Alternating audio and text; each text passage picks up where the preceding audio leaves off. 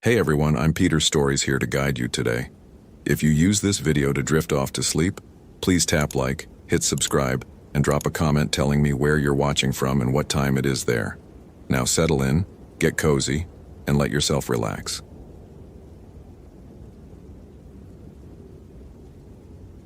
Location: Big Bend National Park, Texas. Date: May 28, 2019. The Chihuahuan Desert doesn't ease you into its brutality. It announces itself immediately, with heat that feels like a physical presence pressing down from a colorless sky. Marcus Rivera had been a ranger at Big Bend for exactly 23 days, and he still wasn't used to the way the sun felt out here. Not like warmth, but like punishment. Like the desert itself was testing whether you belonged, and hadn't yet decided if it would let you stay.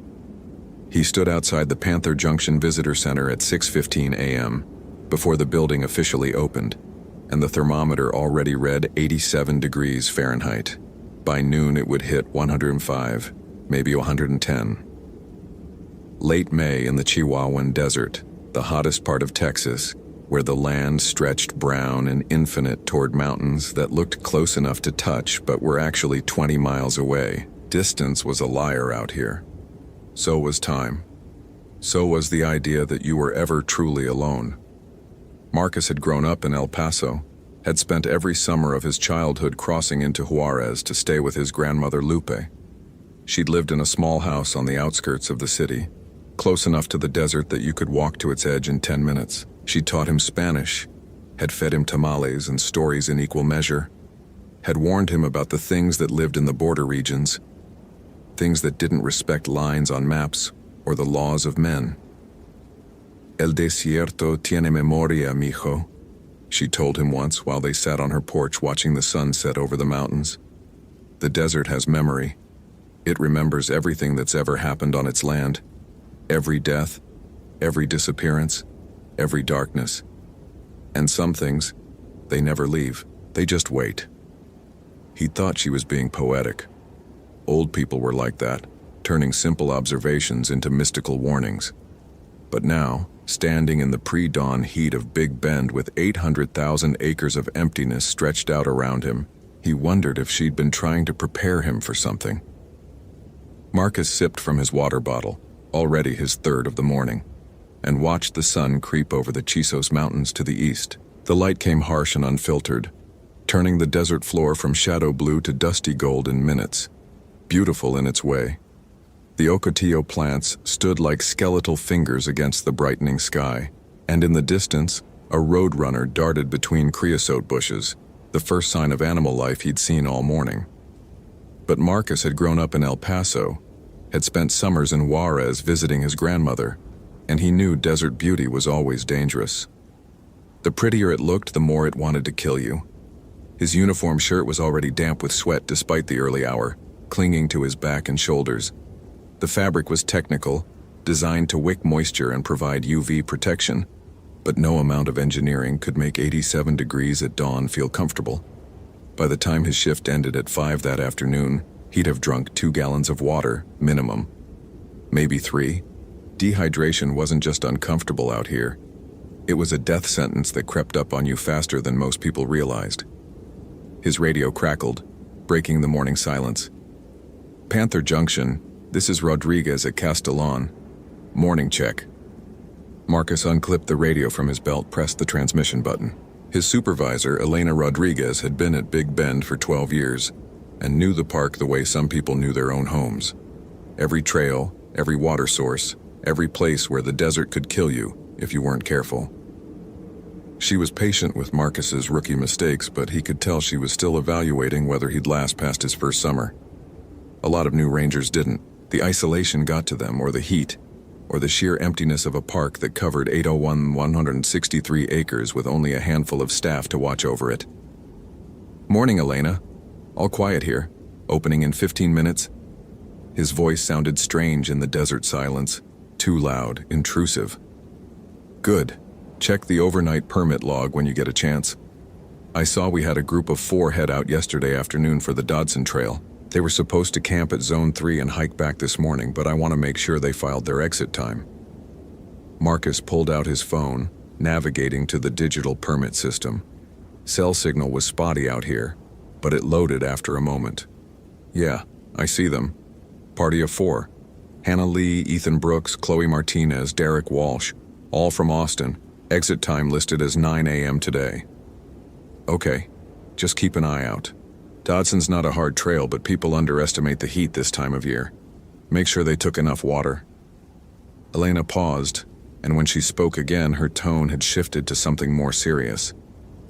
And Marcus, if they're not back by 10:30, call me. Don't wait until noon or start thinking they're just running late. Out here, late can mean dead. Understand? Marcus felt a chill, despite the climbing heat. In his training, they'd covered search and rescue protocols, heat-related emergencies, all the standard stuff. But hearing it from Elena, who'd actually dealt with lost hikers and heat exhaustion and bodies that had been in the desert too long, that made it real. Copy that. I'll call if they're not back by 10:30. Good. And one more thing. Did you check the lunar calendar? No. Why? New moon last night. No moon at all. Just something to keep in mind if anyone reports anything unusual. She paused. Not that they will, but the new moon, sometimes it brings out things that usually stay hidden. Before Marcus could ask what she meant by that, the radio went silent. He stared at it for a moment, then clipped it back to his belt. Elena wasn't the type to be superstitious, which made the comment about the new moon even stranger. He headed inside to start opening procedures. The visitor center was a low adobe-style building designed to blend with the desert landscape, all earth tones and small windows to keep out the brutal sun. Inside, the air conditioning hummed, a sound Marcus had come to associate with safety, with the thin bubble of civilization in the middle of 800,000 acres of nothing. The contrast from outside was shocking, like stepping from an oven into a refrigerator. His skin prickled with the sudden cold, and he stood in the doorway for a moment, letting his body adjust. The interior smelled like dust and old paper, with underlying notes of coffee and the chemical scent of disinfectant used to mop the floors. Marcus moved through his routine with practiced efficiency now, after 3 weeks of doing the same tasks every morning. Unlock the doors, turn on the lights, boot up the computer at the front desk, check that the display cases were intact, the brochures properly stocked, the emergency contact numbers posted clearly by the phone. He was filling the coffee maker when the front door opened. Too early for visitors. They weren't officially open yet. Marcus turned, expecting maybe one of the maintenance crew or another ranger stopping by before heading out on patrol. Instead, an older man stood in the doorway, backlit by the rising sun so Marcus couldn't see his face clearly at first. He was local, Marcus could tell immediately. Weathered brown skin, eyes that had seen decades of desert sun, work clothes that looked like they'd been earned honestly rather than bought for fashion, straw cowboy hat with sweat stains around the band, boots that were scuffed and dusty but well-maintained. The man approached the desk with the slow, deliberate walk of someone who knew better than to rush in this heat, and as he got closer, Marcus could see he was probably in his 60s or 70s. Hard to tell. The desert aged people differently than cities did. "Morning," the man said. His accent was thick border Tejano, words shaped by a lifetime of switching between English and Spanish mid-sentence, the two languages flowing together as naturally as breathing. "You're the new ranger, right? Rivera?" Marcus felt a small surprise at being recognized. "Yes, sir. Marcus Rivera. How can I help you?" The man studied him for a long moment, his gaze sharp and assessing. "Your grandmother was Lupe Rivera? From Juarez?" Now Marcus was genuinely surprised. His grandmother had passed away 5 years ago, and he hadn't expected anyone out here to know her. "Yes? Did you know her?" "Knew of her. Good woman, smart woman. Knew the old ways, respected them." The man leaned against the desk, his posture casual but his eyes still watchful. "She teach you anything about the borderlands? About what lives out here besides snakes and coyotes and mountain lions?" Something in the man's tone made Marcus's instincts prickle with unease. This wasn't small talk. This was leading somewhere specific. "I'm sorry, I didn't catch your name." "Esteban Morales. I run cattle on the land adjacent to the park. Been here 40 years. My family's been in this area for 6 generations. He pulled off his hat, wiped sweat from his forehead with a bandana. And I'm asking because we lost 2 calves last week. Found them 3 days later, up in a mesquite tree. 40, 50 feet up. No predator I know puts a full-grown calf in a tree like that. Marcus opened his mouth to suggest mountain lions. They cached kills in trees sometimes. He'd learned that in training. But Esteban cut him off with a raised hand. Not lions. I know lions. Been dealing with them my whole life. They drag kills into trees, yeah, but not like this. These calves were arranged, laid out on branches like someone put them there deliberately. And the wounds... He trailed off, shaking his head. Not bite marks. Looked more like something grabbed them. Something with talons. Could be a large bird. Golden eagles, they can... Eagles don't hunt calves, and they sure as hell don't have a 6-7 foot wingspan. Esteban's expression had gone hard. You know what does? What the old people say haunts these borderlands? Marcus knew. His grandmother had told him the stories, whispered them to him on hot summer nights when the windows were open and the desert stretched dark beyond the porch light. But he'd thought they were just stories. Cautionary tales to keep children from wandering off, to teach respect for the wild places. La lechuza, Marcus said quietly. Esteban nodded. The owl witch. My grandfather used to tell stories about her. Said she'd been hunting the borderlands for longer than anyone could remember. Sometimes she appeared as a woman, sometimes as an owl, bigger than any bird should be. She could whistle, could call in human voices, could make you think you were hearing a friend or family member crying for help. And if you followed those calls... He made a gesture like something swooping down, claws extended. Mr. Morales, I appreciate you coming in, but those are just folk stories. They're not... You've got people out there. Esteban nodded toward the desert beyond the windows, toward the trails that wound into places where the Park Service map turned to blank space. Saw their car at the Dodson trailhead yesterday evening when I was checking fence lines. 4 young people in a Jeep, Arizona plates, packing up like they were going to camp overnight. They know it was a new moon last night? No light at all? They have flashlights, headlamps. They're experienced hikers according to their permit. Maybe so. Maybe they've hiked all over. Joshua Tree, Death Valley, places like that. Esteban put his hat back on, adjusted it carefully. But those places don't have La Lechuza. Those places don't have something that's been hunting for centuries, that knows these canyons better than any human ever will, that gets hungry when the moon goes dark. Marcus wanted to dismiss it, wanted to politely show this old rancher to the door and get back to his normal routine of answering questions about parking and trail conditions. But something in Esteban's expression stopped him. This wasn't the look of someone telling campfire stories or indulging in superstition. This was the look of someone who'd seen something he couldn't explain and was trying to warn someone else. What do you want me to do? Marcus asked finally. When they come back, if they come back, ask them what they heard in the dark. Ask them what they saw. Then decide if I'm just a crazy old man telling stories. Esteban headed for the door, then paused with his hand on the handle. And Marcus, your grandmother would have listened to me. She knew that the best way to survive the desert is to respect what you don't understand. You might want to remember that. He left, and Marcus stood alone in the air-conditioned visitor center, feeling the weight of something he couldn't quite name. The coffee maker beeped, signaling it was done brewing, and he poured himself a cup with hands that were slightly unsteady. La Lechuza, the owl witch. A legend he'd heard as a child and filed away with Santa Claus and the Tooth Fairy. Comforting fictions meant to teach lessons or scare kids into obedience. But Esteban Morales hadn't looked like someone talking about fiction. He'd looked like someone delivering a warning about something very, very real. 24 hours earlier, Hannah Lee had been driving her Jeep down Highway 118 toward Big Bend with 3 of her closest friends, all of them laughing.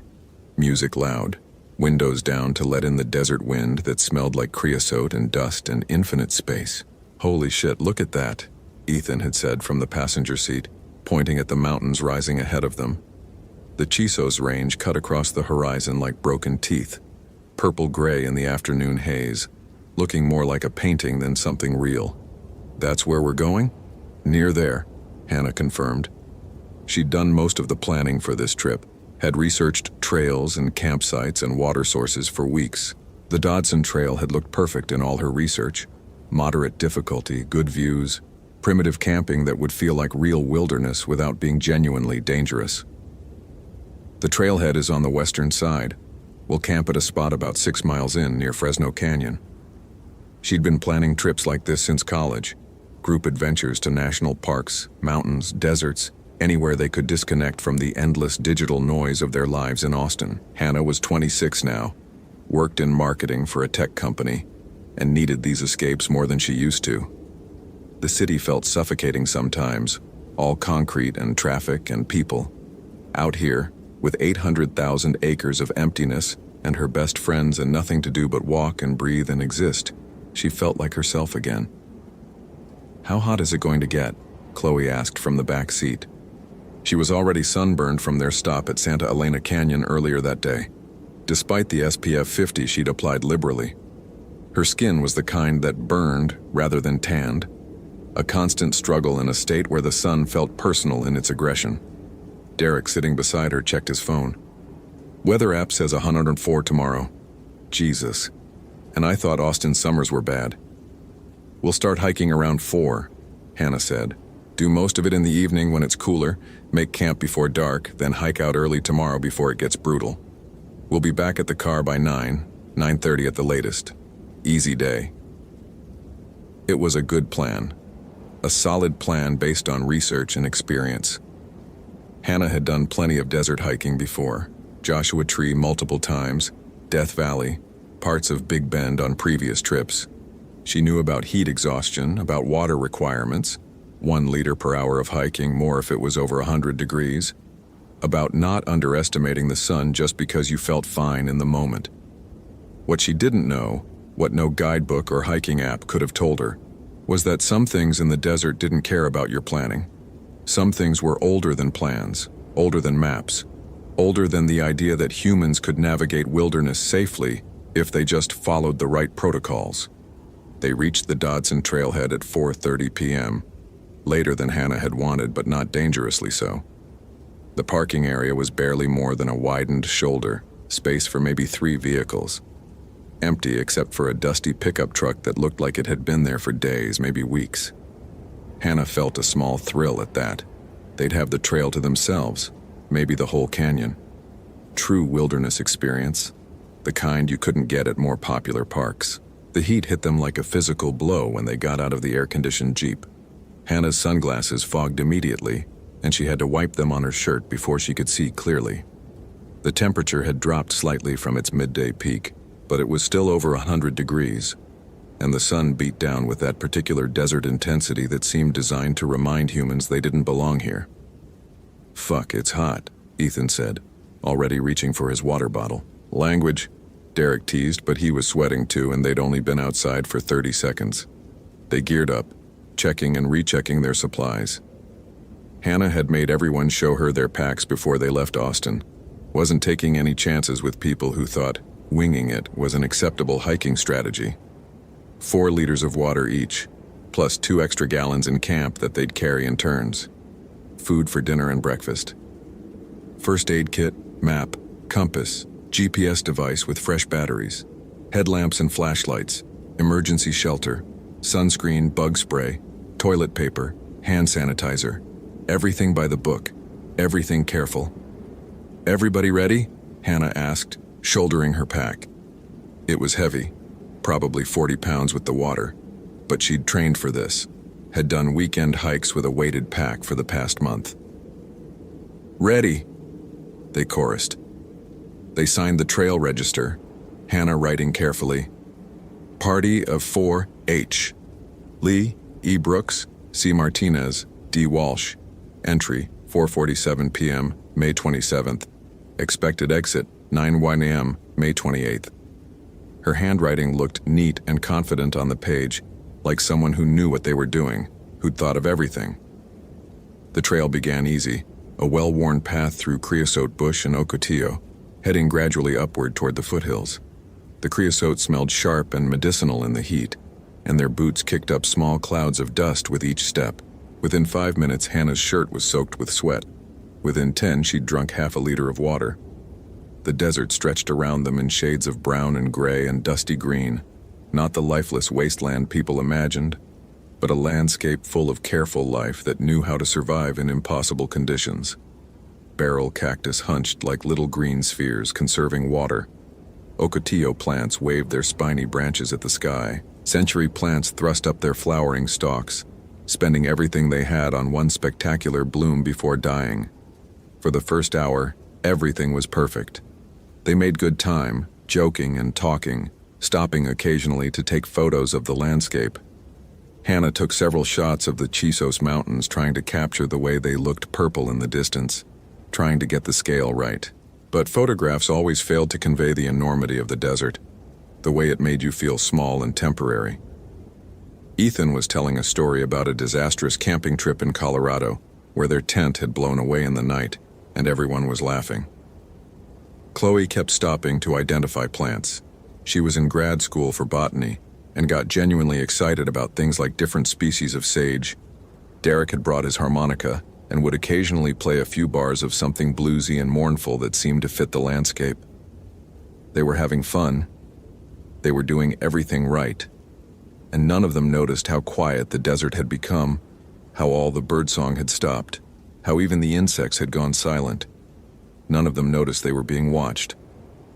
Around 6 p.m., as the sun started its descent toward the horizon, Derek called for a water break. They'd covered about 4 miles, were making better time than Hannah had estimated.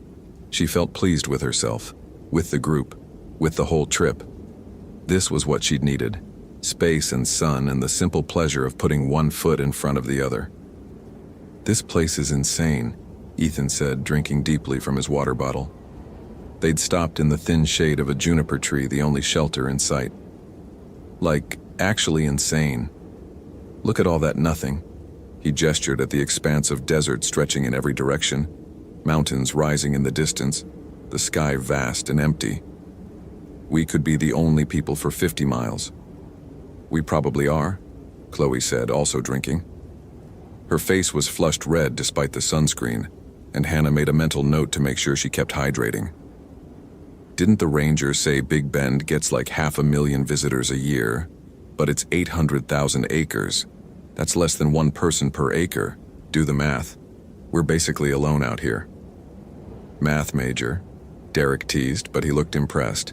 He wiped sweat from his forehead with his bandana, leaving a streak of dust across his skin. They kept hiking as the sun dropped lower, and the desert began its transformation from hostile oven to something almost beautiful. The temperature was finally bearable, even pleasant. The light turned golden, then orange, then deep purple. Shadows lengthened across the canyon floor, and the mountains seemed to glow from within. This was Hannah's favorite time in the desert, after the day's heat broke but before darkness fell completely. The golden hour, photographers called it, when everything looked touched by magic.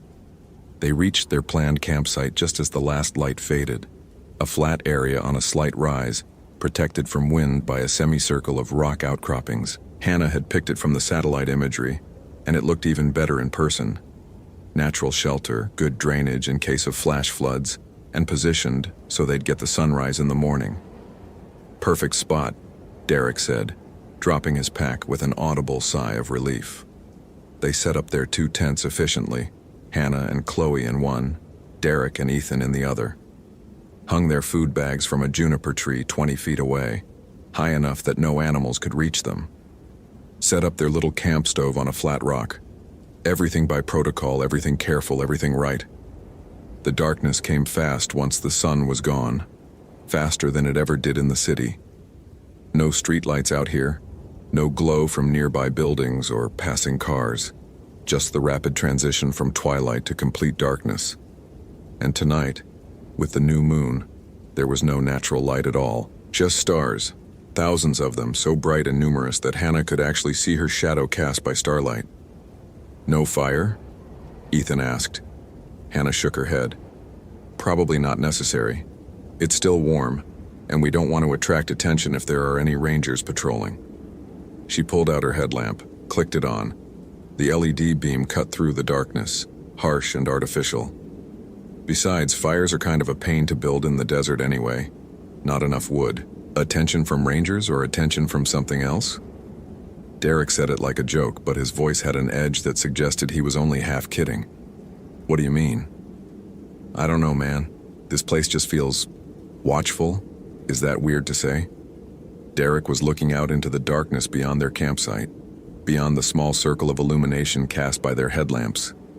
Hannah looked around, nothing but darkness and stars and the vague shapes of rocks and plants at the edge of visibility.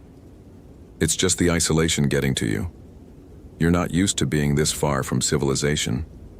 You're used to Austin, where you can see neighbors' lights and hear traffic and know you're surrounded by people.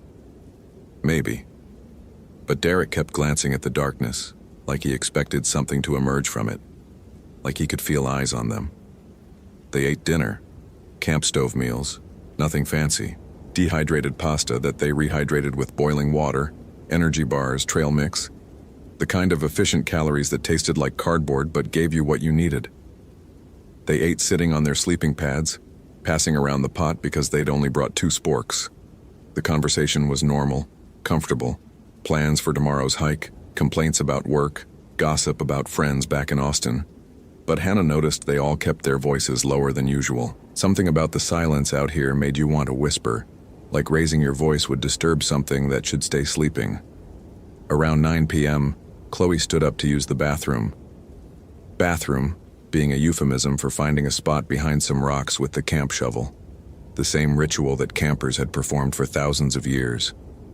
She grabbed her headlamp and toilet paper and walked toward the edge of camp, her light bobbing as she moved. She was gone maybe 3 minutes. When she came back, her face was pale even in the warm glow of the camp stove, her eyes wide and spooked.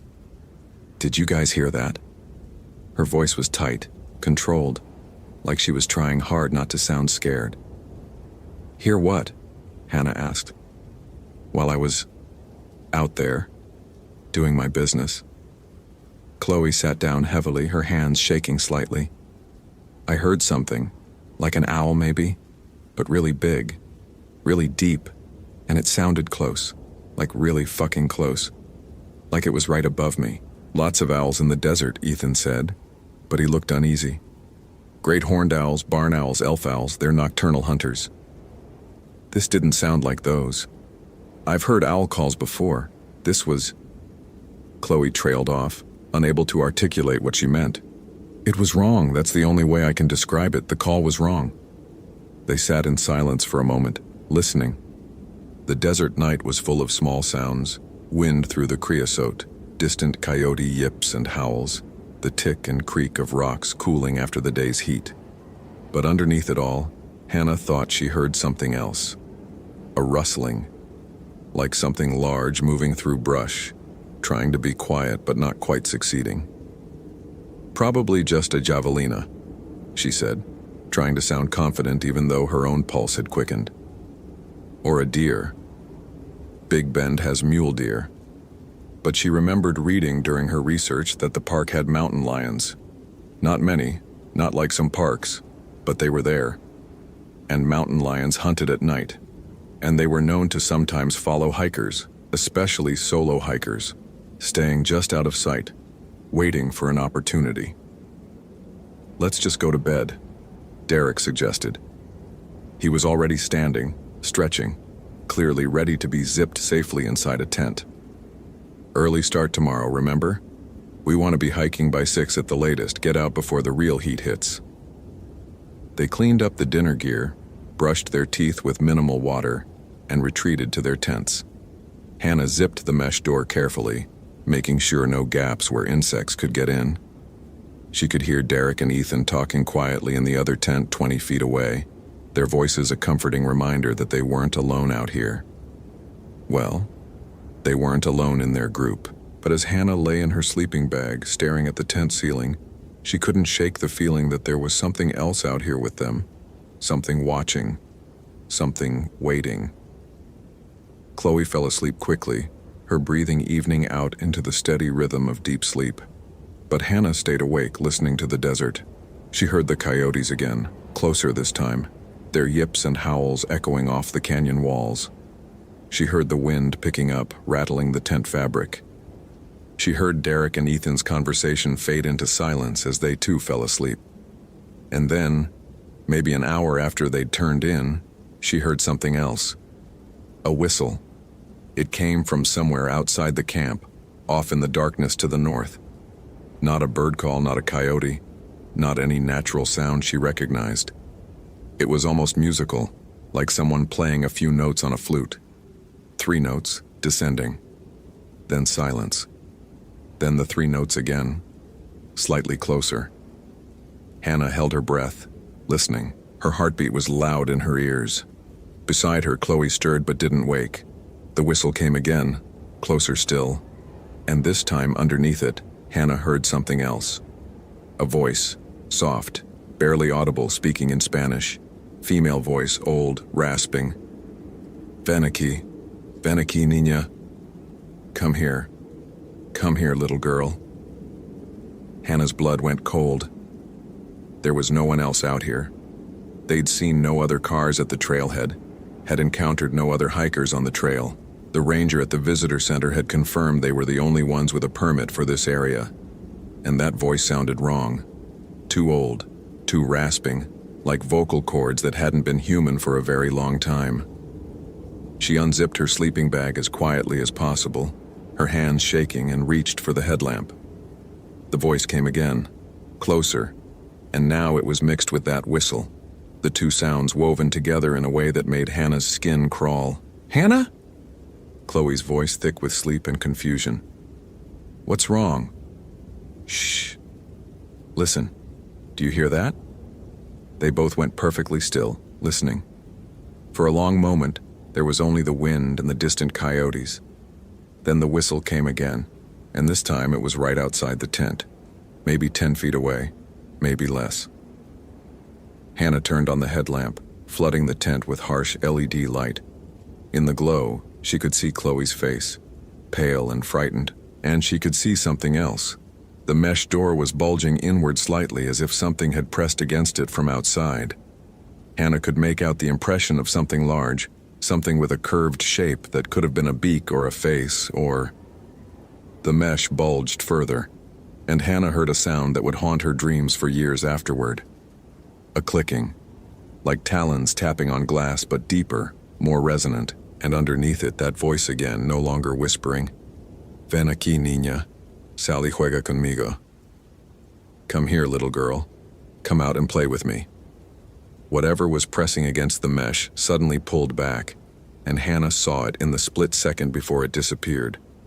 A silhouette against the stars. Enormous. Wings spread wide, maybe 15 feet across. The shape of an owl, but far too large, impossibly large, and with something wrong about its outline. Something that suggested it wasn't entirely bird. "What the fuck?" Chloe whispered, her voice high and tight. "What the fuck? What the fuck? What the... Guys!" Derek's voice from the other tent, sharp with panic. "Something's out here. I can see shadows moving." Hannah made a decision, the kind of split-second choice that changes everything. "Everyone get up. Get dressed. We're hiking out, right now." "In the dark?" Ethan protested, his voice muffled through the tent fabric. "We can barely see." "Now. Right now. Get your boots on. Get your pack. Get your headlamp. We are leaving this camp right now." Maybe if they'd stayed in the tents. Maybe if they'd waited until dawn. Maybe if Hannah had made a different choice in that moment. But she didn't. Because the thing outside was circling them, and some instinct older than reason told her that staying still meant death. They scrambled out of their tents, fumbling in the darkness, headlamps bobbing as they moved. Hannah's hands were shaking so badly she could barely tie her boots. Beside her, Chloe was breathing in short, panicked gasps. Derek and Ethan emerged from their tent, both pale even in the harsh light of the headlamps. "What did you see?" Derek asked. "Something big, something flying. We need to..." The whistle came again, and this time it was everywhere at once, surrounding them, above them, in the rocks, in the bushes, in the air itself. And with it came that voice, but now it wasn't speaking Spanish. Now it was speaking English, and it was using their names. Hannah, Derek, don't run. Stay and play. Go, Hannah screamed. They ran. Not organized, not careful, just raw panic flight into the darkness. Their headlamps cut narrow cones of light through the blackness, illuminating rocks and plants and nothing else. Behind them, Hannah could hear something moving, something large, something with wings. She didn't look back. Looking back felt like the last thing she'd ever do. They'd been running maybe 5 minutes, maybe 10. Time had lost all meaning in the panic, when Derek started screaming. "Above us! It's above us!" Hannah looked up and saw it silhouetted against the stars. Enormous, wings spread impossibly wide, gliding silent as death. And as it passed overhead, she saw its face. Human. Almost human. A woman's face, but stretched and distorted, set into an owl's skull that was the size of a car hood. Eyes that reflected their headlamps like mirrors. A mouth that was too wide, full of teeth that no bird should have. It dove. Derek, who was slightly behind the others, raised his hiking pole like a weapon. "Get away from us!" The thing, La Lechuza, Hannah's terrified brain supplied, the owl witch from the stories, grabbed Derek with talons the size of kitchen knives. He screamed, a sound of pure terror and agony as it lifted him. Lifted him like he weighed nothing, like he was a mouse being grabbed by an ordinary owl. "Derek!" Ethan lunged for his friend, managed to grab Derek's ankle. For a moment they were connected. Ethan pulling down, the creature pulling up, Derek screaming between them. Then the creature adjusted its grip and pulled harder, and Derek was gone, lifted up into the darkness, his screams echoing off the canyon walls, growing fainter and fainter until they stopped, until there was only silence. Hannah stood frozen, her headlamp pointing up at the empty sky where Derek had been a moment ago. Beside her, Chloe was sobbing. Ethan had collapsed to his knees, hands over his face. "We need to find shelter," Hannah heard herself say, her voice strange and distant in her own ears. "Something with rocks over it, something it can't get to us." They moved like zombies, no longer running, just stumbling through the darkness. Hannah's mind was blank with shock, unable to process what she'd just seen. Derek was gone. That thing had taken Derek. They found an overhang after what felt like hours but was probably minutes. A natural shelter formed by layered rock, just barely big enough for the three of them to huddle inside. They crawled in, pressing themselves against the back wall, and turned off their headlamps to save batteries. In the absolute darkness they waited. They heard it circling, heard the whisper of enormous wings, heard it land on the rocks above them, heard the click of talons on stone, heard it calling to them in voices that sounded like their families, their friends, voices begging them to come out. "Hannah, honey, come out, it's Mom, I'm lost, please help me." But Hannah's mother was in Houston, safe in her suburban house, probably asleep in her bed. "Chloe, it's your sister. I need you. Please." But Chloe didn't have a sister. "Ethan, come out, man, it's Derek, I'm okay, I need help down here, come help me." But Derek was gone. Derek was never coming back.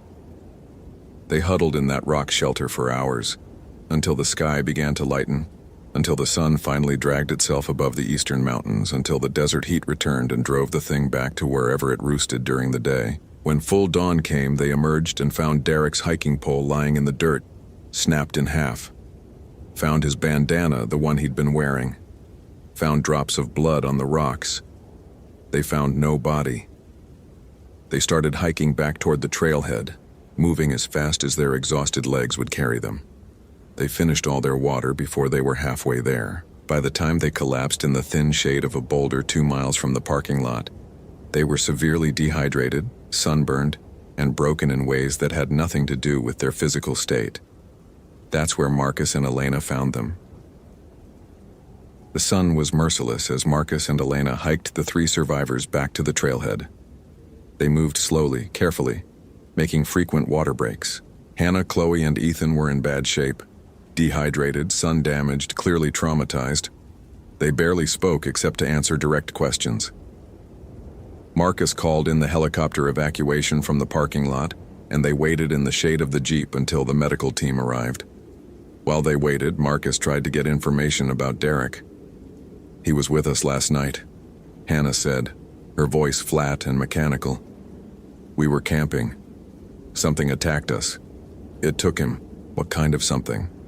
Elena pressed gently. Hannah just shook her head, tears streaming down her sunburned face. "You won't believe me. Try us." So Hannah told them.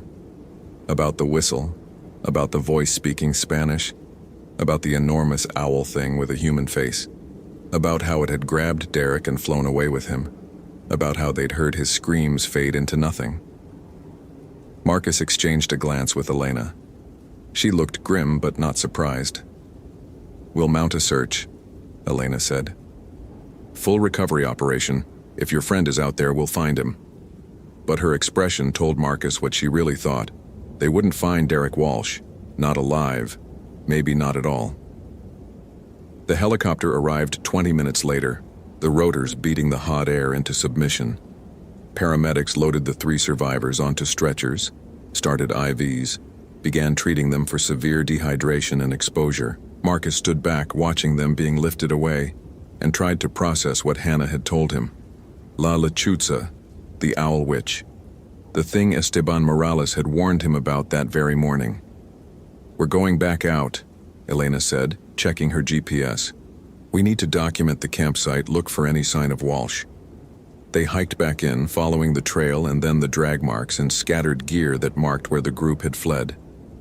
They found the abandoned campsite first. Tents shredded, sleeping bags torn, food bags still hanging untouched. Then they followed the path of destruction through the brush, finding pieces of gear, drops of blood, and finally, Derek's broken hiking pole.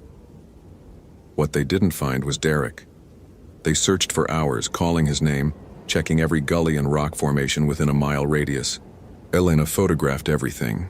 The enormous talon prints in the dirt, the claw marks on the rocks, the blood spatter that suggested violence. By the time they hiked back out, it was late afternoon and Marcus's radio had been silent for hours. No cell signal this deep in the park, no way to call for backup or update. They were on their own. At the trailhead, Marcus checked his messages and found texts from the hospital where Hannah, Chloe, and Ethan had been taken. All 3 were being treated and would survive physically. Psychologically was another question. His phone buzzed with a new message as he was reading the others. Unknown number. "This is Esteban Morales. I told you this morning. The young man who is missing, the Park Service won't find him. But I know where to look. Meet me at Castellon Historical District at sunrise tomorrow if you want the truth." Marcus stared at the text for a long time before responding. "I'll be there. Akurisi." Sunrise came hot and harsh, the sun aggressive from the moment it cleared the mountains. Marcus had barely slept, had lain awake in his trailer listening to every sound, jumping at shadows.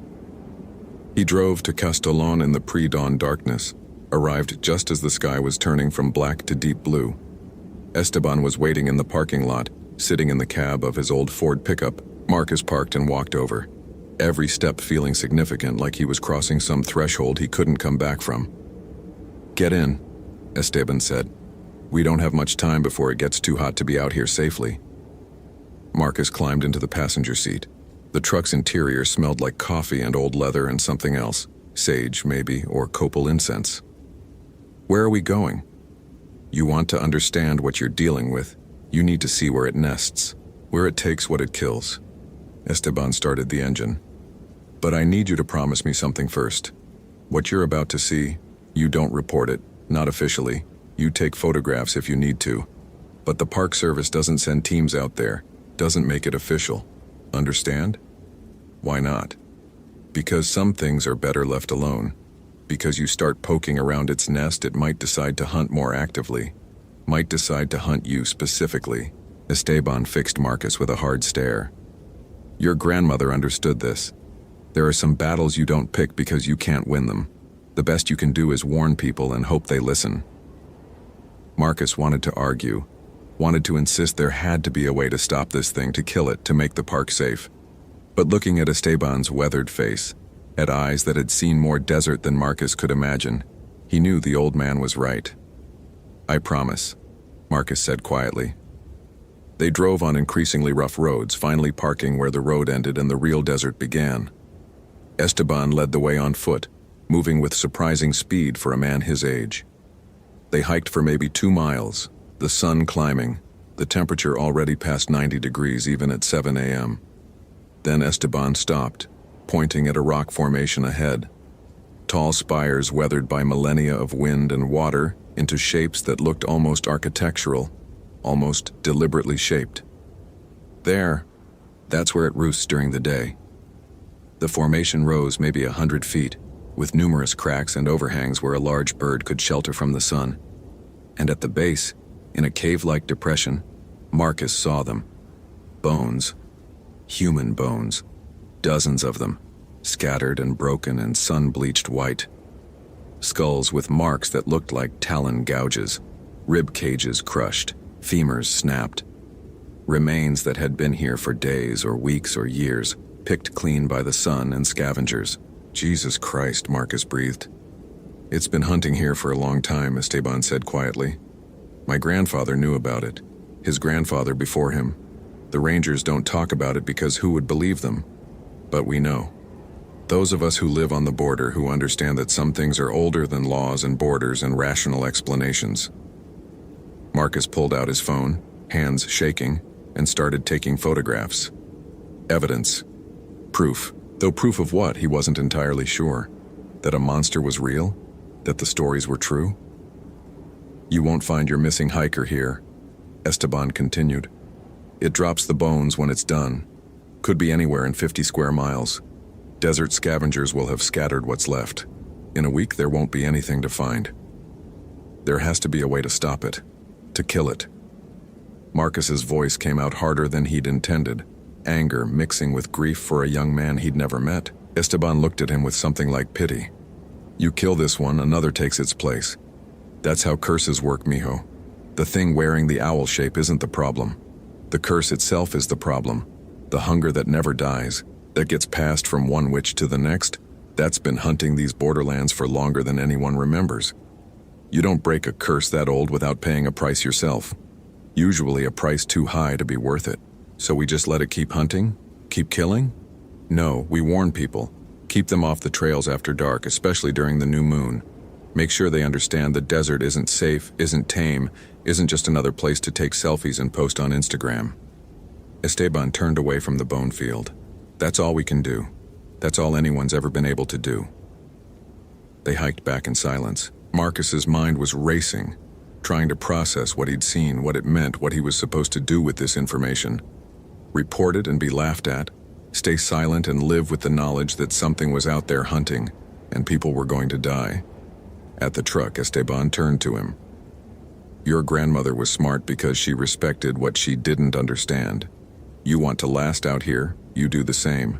Accept that some things can't be explained, can't be stopped. Only survived." Marcus drove back to Panther Junction alone, those words echoing in his head. Accept that some things can only be survived. Not defeated, not conquered, not controlled. Just survived. He'd thought being a ranger meant protecting people, keeping them safe. But out here in Big Bend, in the desert that remembered everything, maybe the best you could do was warn them, and hope they listened before it was too late. And the search for Derek Walsh officially began that afternoon with a full team. Search and rescue from 3 counties, cadaver dogs, drone operators, all the technology modern search efforts could provide. Marcus participated, hiking back to the area where Hannah said Derek had been taken, helping to establish a grid search pattern. They found nothing that first day, or the second, or the third. On day 4, the dogs hit on something near the confluence where the group had been camping. Everyone's hopes rose. Maybe they'd finally found him. Maybe there would be closure for his family. But when they excavated the area, all they found were bones. Old bones, decades old at least, from someone who'd gone missing long before Derek Walsh was even born. More bones in the desert. More proof that La Lechuza had been hunting here for a very long time. The search continued for 8 days total. They combed every canyon and gully within a 10-mile radius. They used thermal imaging drones, cadaver dogs, ground-penetrating radar. They found nothing except more old bones in places bones shouldn't be, more evidence of deaths that had never been officially recorded. On day 9, the search was officially suspended. Derek Walsh was declared missing, presumed dead. The official report cited, "Suspected large predator attack, possibly mountain lion," without any real evidence to support that conclusion. Just the need to write something that wouldn't make the Park Service look incompetent or crazy. Marcus filed supplementary reports containing witness statements about an owl-like entity of unusual size. He attached his photographs of the bone field, the talon prints, the claw marks. He documented everything carefully, professionally, knowing that someone in some office would read it and then file it away under unsolved anomalies and never think about it again. Hannah, Chloe, and Ethan were released from the hospital after 3 days of treatment. None of them would talk to the media beyond a prepared statement. None of them would return Marcus's calls when he tried to reach out for additional information. He understood. He was a reminder of the worst night of their lives, of watching their friend die in the most horrific way imaginable. Better to pretend he didn't exist. Marcus went back to work because he had no choice.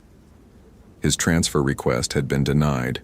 Budget cuts, personnel shortages, all the usual bureaucratic excuses. He was stuck at Big Bend, at least for now. So he greeted visitors, answered questions about trail conditions and camping permits, led educational talks about desert ecology and wildlife. But everything felt different now. The desert wasn't just beautiful and dangerous in the normal ways. It was actively malevolent in ways he couldn't admit to anyone except Elena and Esteban. It had teeth and wings and hunger, and it remembered everyone who'd seen it. 3 weeks after the incident, Marcus was closing up the visitor center at 10 p.m. after a late shift. He was alone, the parking lot empty, the desert dark beyond the reach of the exterior lights. He was locking the front door when he heard it. Whistling. 3 descending notes, musical and wrong, coming from the darkness beyond the parking lot. Marcus froze, his hand on the door handle, every instinct screaming at him to get inside. Lock the door, turn on every light, call Elena, call someone, do anything except stand here exposed and vulnerable. The whistling came again, closer, and then a voice speaking in Spanish, in an accent that sounded exactly like his grandmother's, that remembered voice from childhood that had told him stories and warned him about the desert. Marcus, mijo, ven aquí. Tu abuela te llama. Marcus, my son, come here, your grandmother calls you. His grandmother had been dead for 5 years. Marcus lunged inside, slammed the door, locked it with shaking hands. He turned on every light in the building, every single switch, flooding the visitor center with harsh fluorescent brightness that pushed back the dark. He called Elena on his cell, his voice probably too high, too panicked, but he didn't care. Elena, it's here, at the station. I can hear it. I'm coming. 20 minutes. Stay inside, stay in the light, don't look out the windows. Marcus hung up and stood in the middle of the visitor center, surrounded by educational displays about geology and wildlife, and tried not to think about what was outside. Tried not to hear the whistling that continued for another 10 minutes, circling the building. Tried not to hear his grandmother's voice calling his name. Elena arrived with Esteban 30 minutes later. She'd called him on the way, and they'd met up before driving to Panther Junction. The 3 of them stayed in the visitor center until sunrise, taking turns keeping watch, jumping at every sound. The whistling eventually stopped, but none of them slept. It knows you now, Esteban said quietly, around 3 a.m., sitting in a chair by the window, looking out at the darkness. Knows your name, knows your voice, probably knows where you live. That's how it works. Once it marks you, you're never really safe again. My grandfather told me about a ranger back in the 60s after Big Bend became a national park. He saw it too, heard it calling him, refused to transfer, thought he could tough it out, thought he was smarter than some old legend. What happened to him? Marcus asked, though he wasn't sure he wanted to know. They found his truck on the Ross Maxwell Scenic Drive, door open, keys in the ignition, radio still on. Never found him. Just the truck and some blood on the seat. Esteban turned to look at Marcus. He'd been here 3 years, knew the park like his own backyard. Didn't matter. The lechuza is patient. It waited until he got careless, until he thought maybe he was safe after all. Then it took him. So what do I do? Marcus's voice came out smaller than he'd intended, like a child asking an adult for protection from monsters under the bed. You don't go out alone at night. Period. Not to your car, not to check on something, not for any reason. You don't answer voices in the dark, no matter how familiar they sound, no matter who they claim to be. And you don't try to hunt it, because you'll lose. Every single time. Esteban paused. And you apply for that transfer again. Keep applying. Eventually they'll approve it, and you get out of Big Bend before you become another missing person report. Marcus wanted to argue, wanted to insist there had to be some way to fight back, to protect people, to do the job he'd signed up for, but he'd seen those bones. He'd heard his grandmother's voice coming from something that wasn't his grandmother. He knew he was outmatched. I'll keep applying, he said finally. The sun came up hot and harsh, as it always did, and the three of them emerged from the visitor center into a morning that looked perfectly normal. Blue sky, rising heat, desert stretching to the horizon. No sign of anything wrong. No evidence that something had been hunting in the darkness just hours before, but Marcus knew better now. He knew that the desert had layers, had depths that most people never saw, and he knew that some of those depths had teeth. 4 months later, in late September when the heat finally broke and tourists started returning to Big Bend in larger numbers, a hiker reported finding bones in a canyon 15 miles from the Dodson Trail. Marcus was part of the recovery team. He hiked out there with Elena and 2 other rangers following the hikers' GPS coordinates. What they found was scattered across maybe 50 yards. Bones, weathered clothing, a wallet with Derek Walsh's ID still inside. The forensics report would later note massive trauma consistent with a large avian predator, and conclude that no known North American bird species could cause that level of damage. The report would note this discrepancy and offer no explanation, because there was no explanation that would fit in an official document. Derek Walsh's family buried an empty coffin because there wasn't enough of him left to bury. Marcus attended the memorial service in Austin on his day off. Hannah, Chloe, and Ethan were there. They saw him, recognized him from his uniform even though he was wearing civilian clothes, and turned away. He understood. He was a reminder of the worst night of their lives, of the moment their world stopped making sense. He didn't try to talk to them, just paid his respects and left. He drove back to Big Bend alone, arrived after dark because he'd stayed too long at the service, and as he pulled into the ranger station parking lot, he saw something perched on the roof of the visitor center. A shape. Massive. Hunched. When his headlights hit it, it spread wings that had to be 15 feet across, maybe more. For just a moment before it lifted into the air and disappeared into the darkness, Marcus saw its face. Human eyes in an owl's skull. A mouth that was too wide, too full of teeth that no bird should have. And it was smiling. It made that whistling sound as it flew away. 3 descending notes that echoed across the empty desert. A sound that Marcus would hear in his dreams for years to come. Maybe for the rest of his life. He sat in his truck, engine still running, hands shaking on the steering wheel. He could leave. Could request that transfer again, insist on it, refuse to take no for an answer. Could leave Big Bend and never come back, let some other ranger deal with this nightmare. But Esteban's words kept echoing in his mind. Once it marks you, you're never really safe again. There was no leaving, no escape. The thing in the desert knew his name, knew his voice, knew where he lived and worked. It had marked him, claimed him, and geography wouldn't change that. He could run to Alaska or Florida or Maine, and it would still remember him, would still call his name in the darkness. All he could do was survive. One night at a time, one shift at a time. So Marcus got out of the truck, walked to his trailer, unlocked the door. Inside, he turned on every light and checked every window, made sure they were all locked, made sure nothing could get in. He brewed coffee even though it was late, needing something to do with his hands, needing the ritual of normal tasks to convince himself the world still made sense. And every night after that, when darkness fell over the Chihuahuan desert, Marcus listened for the whistle, listened for his name called in voices that should be silent. His grandmother, his mother, friends from college, voices of people who were hundreds of miles away or years dead, listened for the rush of enormous wings in the darkness outside his windows. And he never ever went outside after dark. Not alone. Not even to his truck. Not even for the 30 seconds it would take to get from his trailer to the visitor center. Because 30 seconds was all it would need.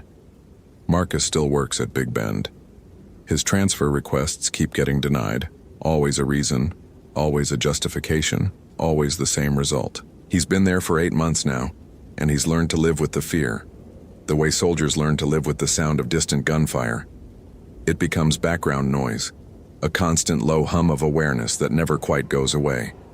He warns visitors, tells them to be off the trails before dark, to camp only in designated areas with other people, to never hike alone. Most of them smile and nod and ignore him, thinking he's just another overly cautious ranger. But some, the ones who listen carefully, who hear something in his voice that speaks of real experience, real fear, those ones follow his advice. Those are the ones who make it back. Late at night, when he can't sleep, Marcus sometimes drives to the edge of the park and looks out at the desert.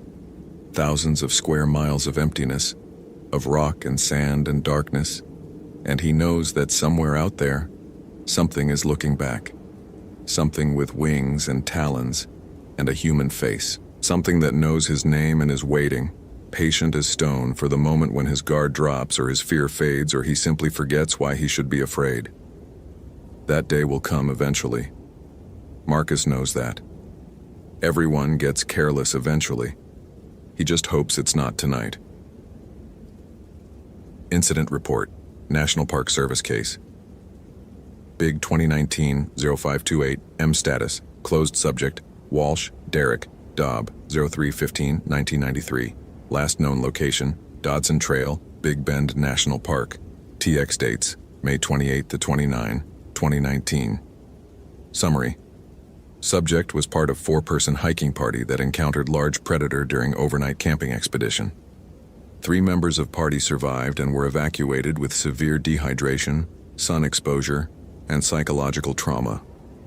Subject's remains were recovered September 12, 2019, approximately 15 miles from group's last known campsite. Forensic analysis indicates death by massive trauma, consistent with large avian predator. Species cannot be definitively determined from available evidence. Case classified as accidental death due to animal attack. Witness statements. Surviving party members described predator as extremely large owl-like entity. Details deemed unreliable due to extreme stress, darkness, and distance. No physical evidence supports described size estimates. More probable explanation: large golden eagle or other known raptor species. Appearance exaggerated by trauma response. Physical evidence: large talon marks found at campsite and along presumed attack route. Claw marks on rock surfaces consistent with large bird. Subject's hiking equipment recovered in scattered locations. Partial remains showing trauma patterns consistent with raptor predation. Historical bone deposits found in area dating back multiple decades. Recommendations: enhanced warning signage at Dodson Trail and other remote backcountry areas regarding nighttime predator activity. Mandatory: check-in protocols for overnight hikers during high-risk periods. New moon, isolated areas. Increased ranger patrol frequency in affected zones. Updated visitor education materials regarding wildlife safety. Supplementary notes. Lead Ranger M. Rivera filed additional documentation containing expanded witness statements and photographic evidence of anomalous predator signs. Material reviewed and filed for reference but deemed non-material to official finding. Local rancher reports of livestock losses in adjacent areas, corroborate presence of large unidentified predator. Park Service does not have resources or jurisdiction to mount active predator control operation at this time. Enhanced visitor education and area restrictions deem sufficient response. Multiple historical disappearances in same general area noted dating back to 1987. Pattern suggests long-term predator presence, possibly generational, eagle-hawk nesting site. Recommend long-term monitoring. Case closed pending new evidence, file sealed.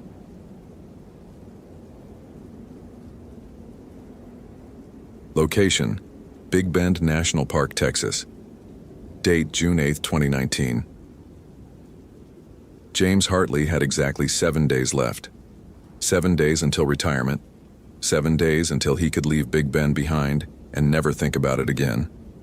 7 days until he could trade the Chihuahuan Desert for a fishing cabin in East Texas, where the only thing he'd have to worry about was whether the crappie were biting. He stood on the porch of the Chisos Basin Ranger Station, coffee in hand, watching the sun rise over the mountains. The sky was already bleaching from deep purple to pale blue, and he could feel the heat building even at 6 in the morning. June in Big Bend meant triple-digit temperatures by noon, the kind of dry, relentless heat that could kill the unprepared in hours. James had spent 27 years learning to respect that heat, learning every trail and canyon and water source in this half-million-acre park that straddled the Rio Grande. 27 years was long enough. The coffee was terrible, bitter and over-extracted the way government-issue coffee always tasted. But James drank it anyway. Habit, routine, the same routine he'd followed for nearly 3 decades. Wake at 5:30, brew coffee, watch the sunrise, check the weather station, review the overnight reports, plan the day's patrols. This morning's weather was predictable. Clear skies, high of 107 degrees, low tonight around 77 degrees. No rain in the forecast. There never was. Big Bend averaged less than 10 inches of precipitation a year, most of it falling in brief, violent thunderstorms that sent flash floods tearing through the canyons. But not today. Today would be clear and hot and merciless. James finished his coffee and went inside to check the reports. The station was quiet this early. Sarah wouldn't arrive until 8, and Miguel was up at Persimmon Gap doing entrance station duty. James had the place to himself, which suited him fine. He'd always preferred working alone, especially these last few years. Less small talk, less having to pretend he gave a damn about whatever new initiative the superintendent was pushing. He sat down at the desk and pulled up the overnight incident log on the computer. Standard stuff mostly. A medical assist at one of the campgrounds, dehydration, treated and released. A locked keys in car call, resolved. 2 reports of suspicious wildlife behavior. James paused on that last one. 2 separate reports, both from the Chisos Basin campground, both filed around 11 p.m. last night. Campers reporting unusual owl activity. Multiple large owls circling the campground, making strange vocalizations, approaching closer to tents than normal owl behavior would suggest. James frowned. Big Bend had healthy populations of great horned owls, western screech owls and elf owls. Owls were nocturnal hunters. They hunted rodents, snakes, insects. They didn't circle campgrounds or approach tents. They avoided humans. He pulled up the full reports. The first was from a family in Site 47. Large owl, maybe 3 to 4 feet tall, kept landing on trees near our tent, made weird crying sounds, not normal hooting. Almost sounded like a woman crying. Kids were scared. Owl left around midnight. The second report was from a solo camper in Site 63. Woke up around 11:30 p.m. to see huge owl perched on my picnic table, maybe 10 feet from tent. Biggest owl I've ever seen. Eyes reflected my headlamp bright yellow. It stared at me for a long time, didn't fly away when I yelled. Finally left when I threw a rock near it. Unnerving. James sat back in his chair. In 27 years, he'd dealt with just about every kind of wildlife situation imaginable. Black bears getting into coolers, mountain lions stalking joggers, javelinas charging photographers who got too close. He'd even dealt with a rabid fox once back in '98. But owls behaving aggressively toward humans? That was new. Probably nothing. Maybe a nesting site nearby and the parent owls were being territorial. Or maybe, more likely, tourists who didn't know the difference between an owl and a nighthawk, who jumped at every shadow and sound in the desert dark. City people weren't comfortable with real wilderness. They came out here expecting Disneyland with cacti and got upset when nature refused to behave. Still, 2 reports in one night. Same behavior, same campground. James made a note to patrol the Chisos Basin this morning. Check for nests. Maybe post some informational signs about owl behavior. Cover his bases. Last thing he needed in his final week was some lawsuit because an owl scared someone's kid and he'd failed to investigate. He printed out the reports, grabbed his gear, and headed for his truck. The drive up to Chisos Basin took 20 minutes, climbing from the desert floor into the mountains through a series of steep switchbacks. James had driven this road 10,000 times, knew every curve and pothole, could probably do it blindfolded. The landscape changed as he climbed, Ocotillo and Lechuguilla giving way to piñon pine and juniper, the temperature dropping a few merciful degrees. The Chisos Basin was a natural bowl in the mountains, surrounded by peaks that rose over 7,000 feet. It was the most popular area of the park: campground, lodge, trailhead access to high country hikes. During peak season it was packed. But this was June, the brutal dead of summer, and only the hardcore desert rats and international tourists were crazy enough to visit now. James parked at the campground entrance and started walking the loops. The sites were maybe a third full, a handful of tents, a few RVs, one vintage Airstream that probably cost more than James's annual salary. Most campers were still asleep, smart enough to wait for the worst of the heat to pass before starting their day. Site 47 was occupied by the family from the report, a couple in their 30s with 2 young kids, Colorado plates on their Subaru. The father was up, making coffee on a camp stove. He looked tired. "Morning," James called out, keeping his voice low. "Ranger Hartley, got your report about the owl activity last night. Mind if I ask you a few questions?" The man looked relieved to see him. "Yeah, absolutely. That was really weird. I've been camping my whole life, never seen an owl act like that. Tell me what you saw." "We were getting ready for bed, maybe 10:45 or so. I heard the sound, kind of like crying, but not quite. My wife thought it was a coyote at first. Then we saw it land in that tree." He pointed to a piñon pine about 30 feet from the tent. Huge owl. I mean, really big. At least 3 feet tall, maybe more. It just sat there, staring at our tent, making that crying sound. "Did it have ear tufts? Like horns on its head?" "Yeah, I think so. Hard to tell in the dark." Great horned owl then. They were large, up to 2 feet tall, occasionally larger, but 3 feet was pushing it. People always overestimated size in the dark, though. Fear made everything bigger. "How long did it stay?" "Over an hour, just sitting there, watching. I tried to scare it off a few times, but it wouldn't budge. My daughter was crying, said it was looking at her. And the sound it made..." The man shook his head. "It really did sound like a woman crying, not hooting, crying." James made notes on his clipboard. "Did it make any aggressive moves? Try to attack or approach closer?" "No, nothing like that. It just watched. Finally, around midnight, it flew off. But then..." The man hesitated. "This is going to sound crazy. Try me. I swear I heard it land on the roof of our tent, like I could feel the weight of it. My wife heard it too. We were both lying there, frozen, listening to this thing walking around on top of the tent. But when I looked outside, nothing was there. No owl, no footprints in the dust. Nothing." James kept his expression neutral. Sometimes wind can create unusual sounds against tent fabric, or maybe a branch fell. There was no wind last night, and I know what I heard. The man crossed his arms. "Look, I'm not some paranoid city slicker. I know the difference between an animal and my imagination. Something was on our tent, and whatever it wasn't natural. Okay?" James closed his notebook. "I'm going to check the area, look for nests or signs of unusual owl activity. In the meantime, keep your food properly stored. Don't leave trash out, and if you see the owl again, don't approach it. Get video if you can from a safe distance. We're leaving today anyway. My wife wants to go to Carlsbad Caverns instead. She says this place has a bad feeling. James had heard that before. Some people felt it, especially in the more remote areas of Big Bend.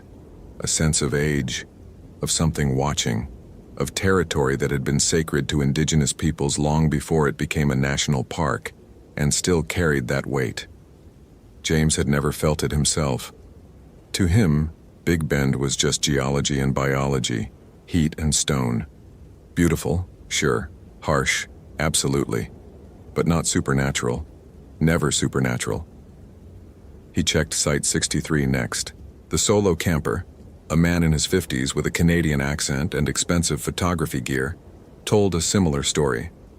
Large owl, prolonged staring, unusual vocalizations, eventually flew away. No physical aggression, just deeply unnerving behavior. "I've photographed wildlife all over the world," the Canadian said. "I know predator behavior. That owl wasn't hunting. It was assessing, like it was deciding whether I was worth the trouble." "Worth the trouble for what?" The man gave him a long look. "You tell me, Ranger." James spent 2 hours searching the area around the campground. He found old owl pellets beneath several trees. Normal, showed owls were hunting rodents. He found what might have been roosting sites, but he found no active nests, no signs of territorial behavior, nothing that would explain why owls would be harassing campers. The heat was building now, the sun a white hammer on the back of his neck. James retreated to his truck and cranked the AC. He sat there for a few minutes thinking. 27 years in wilderness management had taught James that almost everything had a rational explanation. Mysterious lights, swamp gas or headlights reflecting off atmospheric conditions, strange sounds in the forest, tree branches rubbing, rocks falling, foxes screaming, animals acting weird, disease, habitat disruption, human food conditioning. There was always an explanation, always. But something about this bothered him. 2 experienced campers, both describing the same unusual behavior, both mentioning the crying sound, both using the word unnatural. James pulled out his phone and did something he rarely did. He Googled it. Owl crying sound Texas folklore. The results that came back made him pause. Lechuza, La Lechuza, the owl witch. James clicked through several articles on Texas Mexican folklore. The story was consistent across sources. A lechuza was a bruja, a witch, who could transform into a giant owl with the face of a woman. It hunted at night, crying like a woman in distress to lure victims. In some versions, it was a witch seeking revenge. In others, it was the ghost of a woman who died tragically. The stories went back centuries, brought north from Mexico, woven into the folklore of South Texas and the borderlands. If you heard La Lechuza crying, it meant death was coming. If it landed on your roof, someone in your family would die within a week. If you saw its face, the face of a woman on the body of an enormous owl, you were already marked for death. James closed the browser, feeling vaguely embarrassed. Folklore, superstition, stories people told to explain natural phenomena they didn't understand or to scare children into behaving. He'd grown up in West Texas, heard all the local legends, Chupacabra, La Llorona, ghost lights in Marfa. None of it was real. All of it had rational explanations if you bothered to look. But he couldn't shake the memory of the Canadian's words. That owl wasn't hunting, it was assessing. James radioed dispatch. Unit 6 to base. "Go ahead, Unit 6. Sarah's voice, bright and efficient. She'd started her shift. "I'm at Chizos Base and followed up on the owl reports from last night. Both campers described similar behavior. Large owl, prolonged observation, unusual vocalizations. No signs of nests or obvious territorial cause. Requesting we add a note to the campground host briefing about possible owl activity, advise campers to secure food, and avoid leaving pets unattended." "Copy that. Anything else?" James hesitated. Then, "Has there been any pattern of owl reports recently? Last few weeks or months?" A pause. Then Sarah's voice came back, curious. Actually, yeah. Now that you mention it, I've seen several reports. Mostly from the backcountry sites. Campers reporting owls circling campsites making weird sounds. I figured it was just tourist overreaction. You know how they get. How many reports?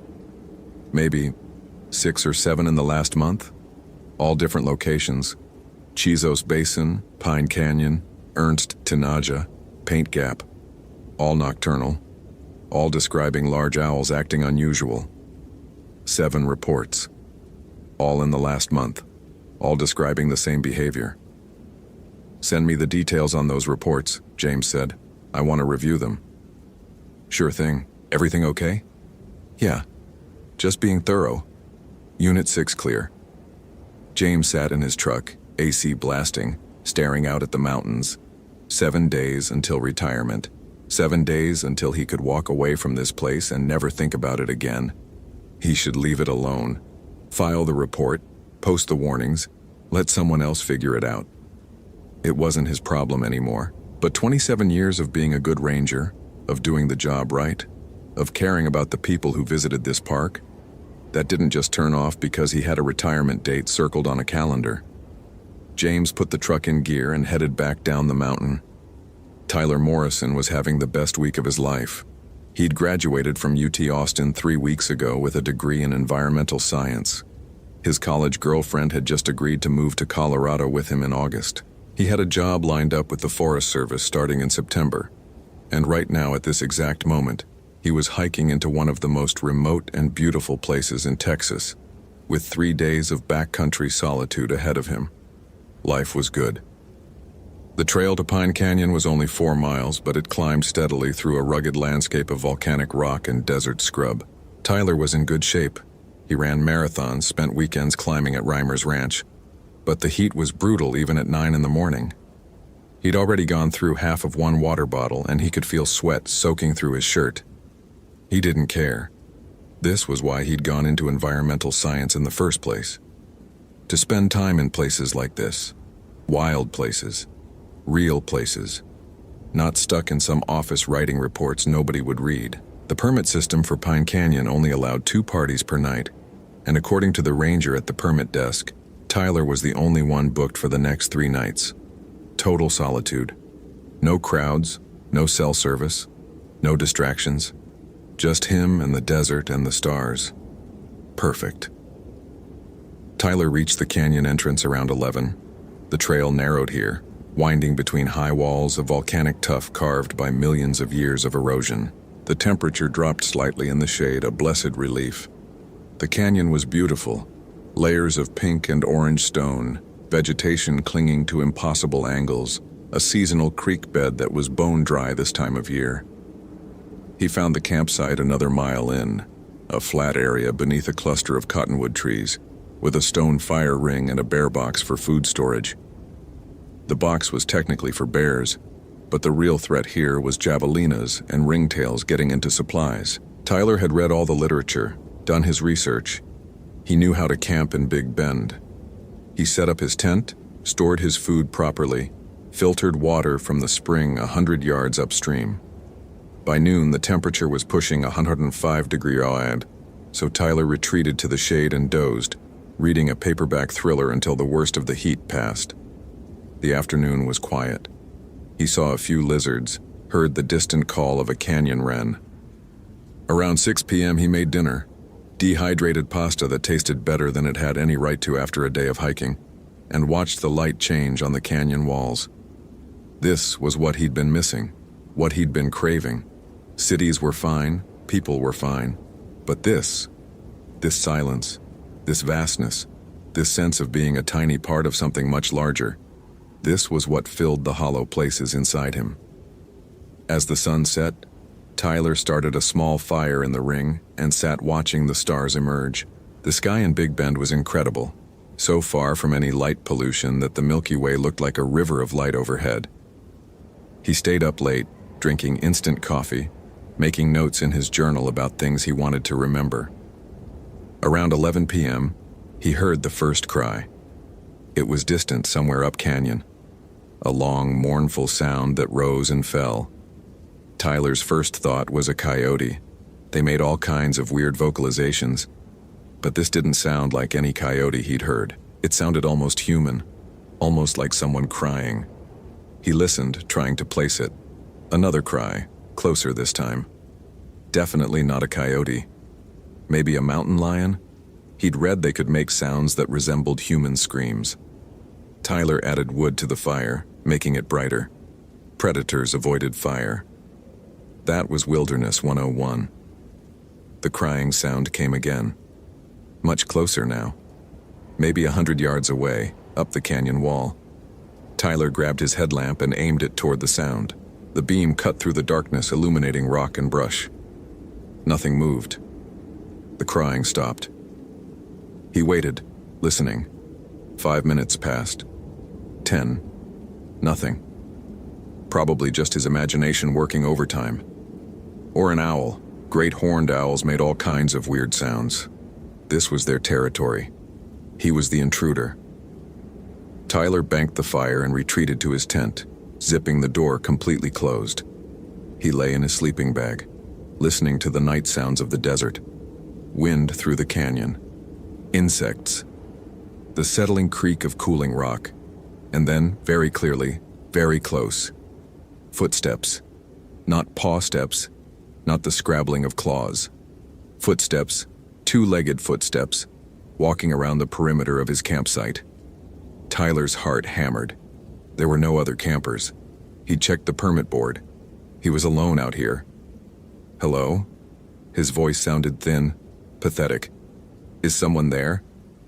The footsteps stopped. Silence. Tyler lay frozen in the dark, every muscle tense, straining to hear. Minutes passed. Nothing. He was being paranoid, working himself up over nothing. This was what happened when you camped alone in an unfamiliar place. Every sound became a threat. Every shadow became a monster. It was just adrenaline and darkness playing tricks. Tyler forced himself to breathe slowly to relax. He was fine. Everything was fine.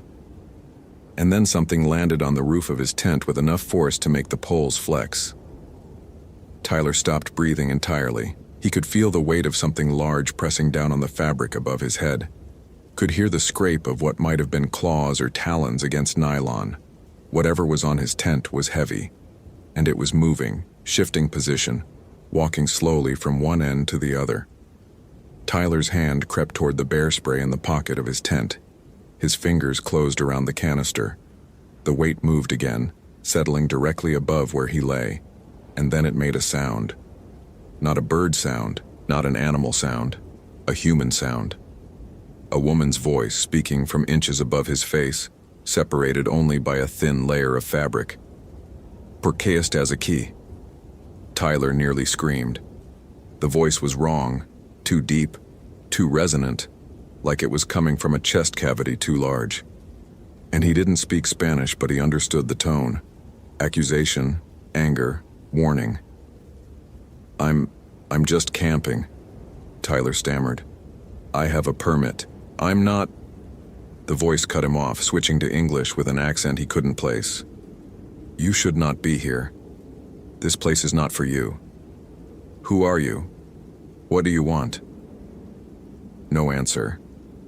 The weight on the tent shifted, moved toward the door. Tyler heard the zipper begin to move, sliding down, one tooth at a time, opening the tent from the outside. Tyler exploded into action. He lunged for the door, grabbed the zipper from inside, held it closed with all his strength. On the other side, something pulled harder. The fabric strained. The zipper teeth began to separate. "Get away from me," Tyler shouted. He grabbed his headlamp, clicked it to full brightness, aimed it at the door. The pulling stopped immediately. Tyler stayed frozen, breathing hard, holding the zipper closed.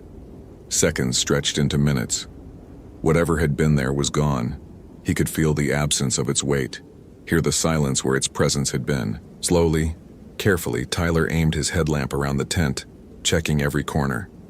No shadows, no movement, no impossible things trying to get inside. He didn't sleep the rest of the night. He sat with his back against the tent wall, headlamp on, bear spray in hand, listening to every sound the desert made. waiting for the thing to come back. But it didn't. As the eastern sky began to lighten toward dawn, the night sounds faded. Birds began to sing. The temperature started to climb. Normal sounds, normal light, normal world. Tyler emerged from the tent as soon as there was enough light to see. His campsite looked exactly as he'd left it. No footprints in the dust, no claw marks on the tent fabric, no evidence that anything unusual had happened. But Tyler knew what he'd experienced, knew what he'd heard. He broke camp in 20 minutes, shoved everything into his pack, didn't bother with breakfast. He needed to get out of this canyon. Needed to get back to the ranger station. Needed to report what had happened. As he hiked out, moving fast, Tyler kept looking over his shoulder. The canyon walls seemed taller now, more oppressive. The shadows seemed deeper.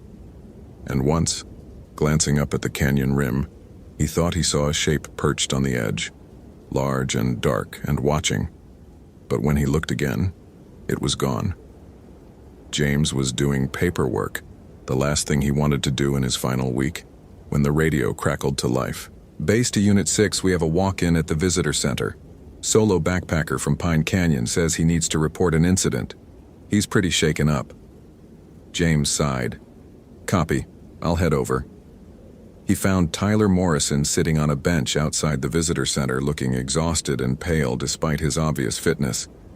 The kid, because that's what he was, couldn't be more than 22 or 23, clutched a water bottle like a lifeline. Mr. Morrison? I'm Ranger Hartley. I understand you had an incident at Pine Canyon. Tyler looked up at him with eyes that had seen something they didn't want to talk about. James recognized that look. He'd seen it before, on people who'd had close calls with mountain lions or gotten lost in the backcountry for days. Something was in my camp last night, something that wasn't human. James sat down beside him, pulled out his notebook. Tell me what happened. Tyler did. All of it.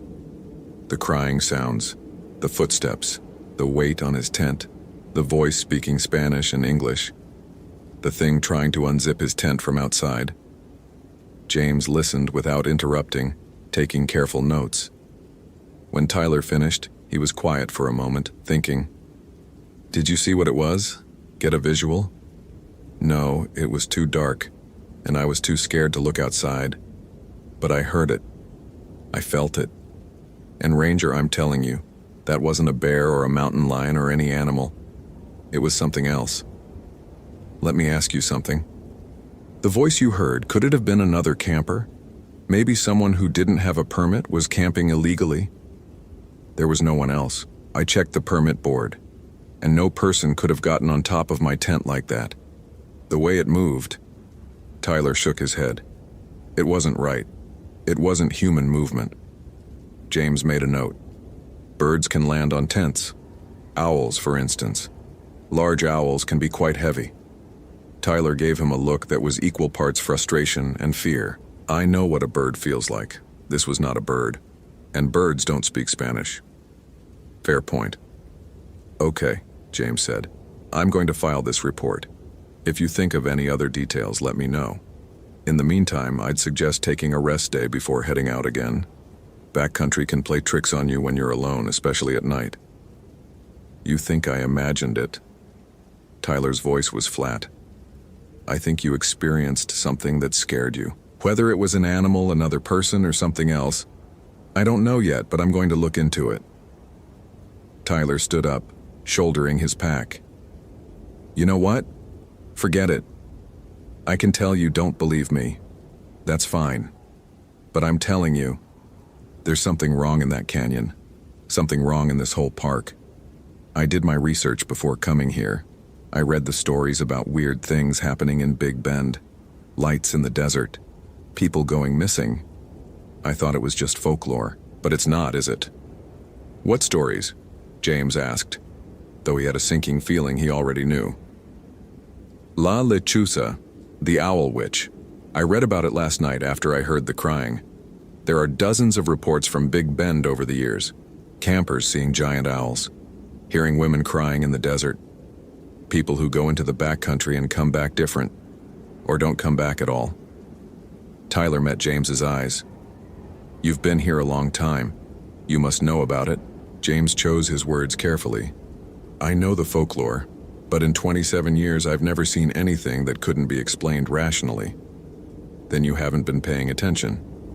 Tyler walked away, leaving James sitting alone on the bench with his notebook full of details he didn't know what to do with. James spent the afternoon reviewing the incident reports Sarah had sent him, 7 reports over the last month, all describing unusual owl activity in various locations throughout the park. But when he cross-referenced them with a map, a pattern emerged. All 7 locations were in the southern part of the park, along the Rio Grande. All were remote backcountry sites. All were in areas that had once been, according to the historical records he dug up, considered sacred or forbidden by the indigenous peoples who had lived here long before white settlers arrived. James sat back in his chair, staring at the map. 27 years of rational thinking, of scientific explanation, of refusing to give in to superstition. All of it was being challenged by 7 incident reports and 1 terrified college kid. He could let it go. File the reports, warn the campers, let his replacement deal with it when they took over next week. He could retire with his worldview intact, his rational universe undisturbed. Or he could do the one thing he'd avoided for his entire career. He could take the folklore seriously. James pulled up Google again and started researching in earnest. The Lechuza legend went back centuries in Mexican and Tejano folklore. The details varied by region, but certain elements remained consistent. Lechuzas were witches who transformed into giant owls, usually as punishment for practicing dark magic or making deals with evil spirits. They hunted at night, often targeting those who had wronged them or their families. They could speak human languages and mimic human voices. They fed on fear and sometimes on human flesh or organs. They were associated with death, curses, and vengeful justice. Traditional protections included salt, religious symbols, specific prayers, and refusing to acknowledge them when they called your name. According to some sources, Lechuzas couldn't cross running water and were repelled by certain herbs, particularly ruta or rue. James kept reading, going deeper into academic folklore studies, anthropological reports, historical accounts from early Spanish missionaries. The more he read, the more uncomfortable he became. Because what he was reading matched what people were reporting. Not vaguely, not coincidentally, exactly. The crying sounds, the Spanish and English speech, the stalking behavior, the violation of shelter, the association with specific territories and places of power. James closed his laptop and rubbed his eyes. This was insane. He was a scientist. He had a degree in wildlife biology. He believed in evidence and data and rational explanation. But he also believed in patterns, and this was a pattern he couldn't ignore. His phone rang. The visitor center. Hartley. James, it's Sarah. We just got another call. Campers at Ernst Tenaya. They're requesting immediate ranger assistance. Said there's an owl attacking their campsite. James grabbed his keys. Tell them to get inside their vehicle if they have one, seal themselves in. I'm on my way. Ernst Tenaya was 45 minutes away on rough roads. James made it in 30, driving faster than he should have. The sun was just setting, the desert taking on that golden quality that photographers loved. In an hour, it would be full dark. He found the campers, a couple in their 60s in a well-equipped RV, standing outside their vehicle, looking shaken but unharmed. Thank God you're here, the woman said. That thing, it was trying to get inside the RV. We could hear it on the roof scratching at the vent. Are you injured? No, but Ranger, this isn't normal owl behavior. We've been RVing for 20 years. We know wildlife. That thing... She trailed off. Show me where you last saw it. They led him around to the far side of the RV. In the dust, illuminated by James's flashlight, were tracks. Bird tracks, talons and drag marks from tail feathers. But the size was wrong. Each talon print was easily 4 inches long, the spread of the foot nearly 8 inches across. No owl in North America had feet that large. James photographed the tracks with his phone, measured them, took notes. The couple watched him nervously. "What do we do?" the husband asked. "I want you to leave," James said. "Right now. Go back to the main campground at Rio Grande Village. Don't stop, don't camp anywhere else. When you get there, talk to the ranger on duty, file a formal incident report. What about you?" "I'm going to stay here. Set up some camera traps, try to document what's happening." The woman touched his arm. "Ranger, my abuela, my grandmother. She was from Coahuila, just across the border. She used to tell stories about lechuzas. She said they were real. Said her own sister was taken by one when she was a girl." James looked at her. "What else did she say?"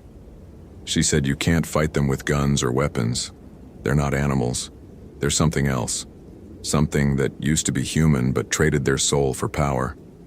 And she said..." The woman's voice dropped to a whisper. "She said they're always hungry, always angry, and they never forget a wrong." James waited until the RV disappeared down the road before setting up his equipment. He had 3 trail cameras, motion-activated, infrared. He positioned them in a triangle around the campsite, angles overlapping to ensure coverage. Then he built a fire in the stone ring and settled in to wait. The desert night came on fast, temperature dropping 20 degrees in as many minutes. James sat close to the fire, watching the darkness beyond the circle of light. Above him, stars emerged in their thousands. The Milky Way sprawled across the sky like a scar. This was stupid. He should have left with the RV couple. Should have reported the incident and let search and rescue or wildlife services handle it. Should have spent his last week doing paperwork and avoiding anything that might delay his retirement. But he was here now. Might as well see it through. Around 10 p.m. the crying started. It came from the direction of the tinajas, the water holes that gave this place its name. A long, mournful wail that echoed off the canyon walls. James's skin prickled. It sounded exactly like a woman in distress. He stood up, adding more wood to the fire. The crying came again, closer now. He could hear the echo shifting, changing position. Whatever was making the sound was circling the camp. James reached for his sidearm, a Glock 22, .40 caliber standard Park Service issue. He'd fired it exactly twice in 27 years, both times at rattlesnakes that had gotten too close to visitor areas. He told himself it was just for comfort, that whatever was out there wouldn't require a gun. He wasn't sure he believed that anymore. The crying stopped abruptly. Silence fell over the desert, so complete that James could hear his own heartbeat. He turned slowly, scanning the darkness beyond the firelight, and there at the very edge of the light, perched on a boulder perhaps 30 feet away, was the owl. It was massive, easily 4 feet tall, maybe larger.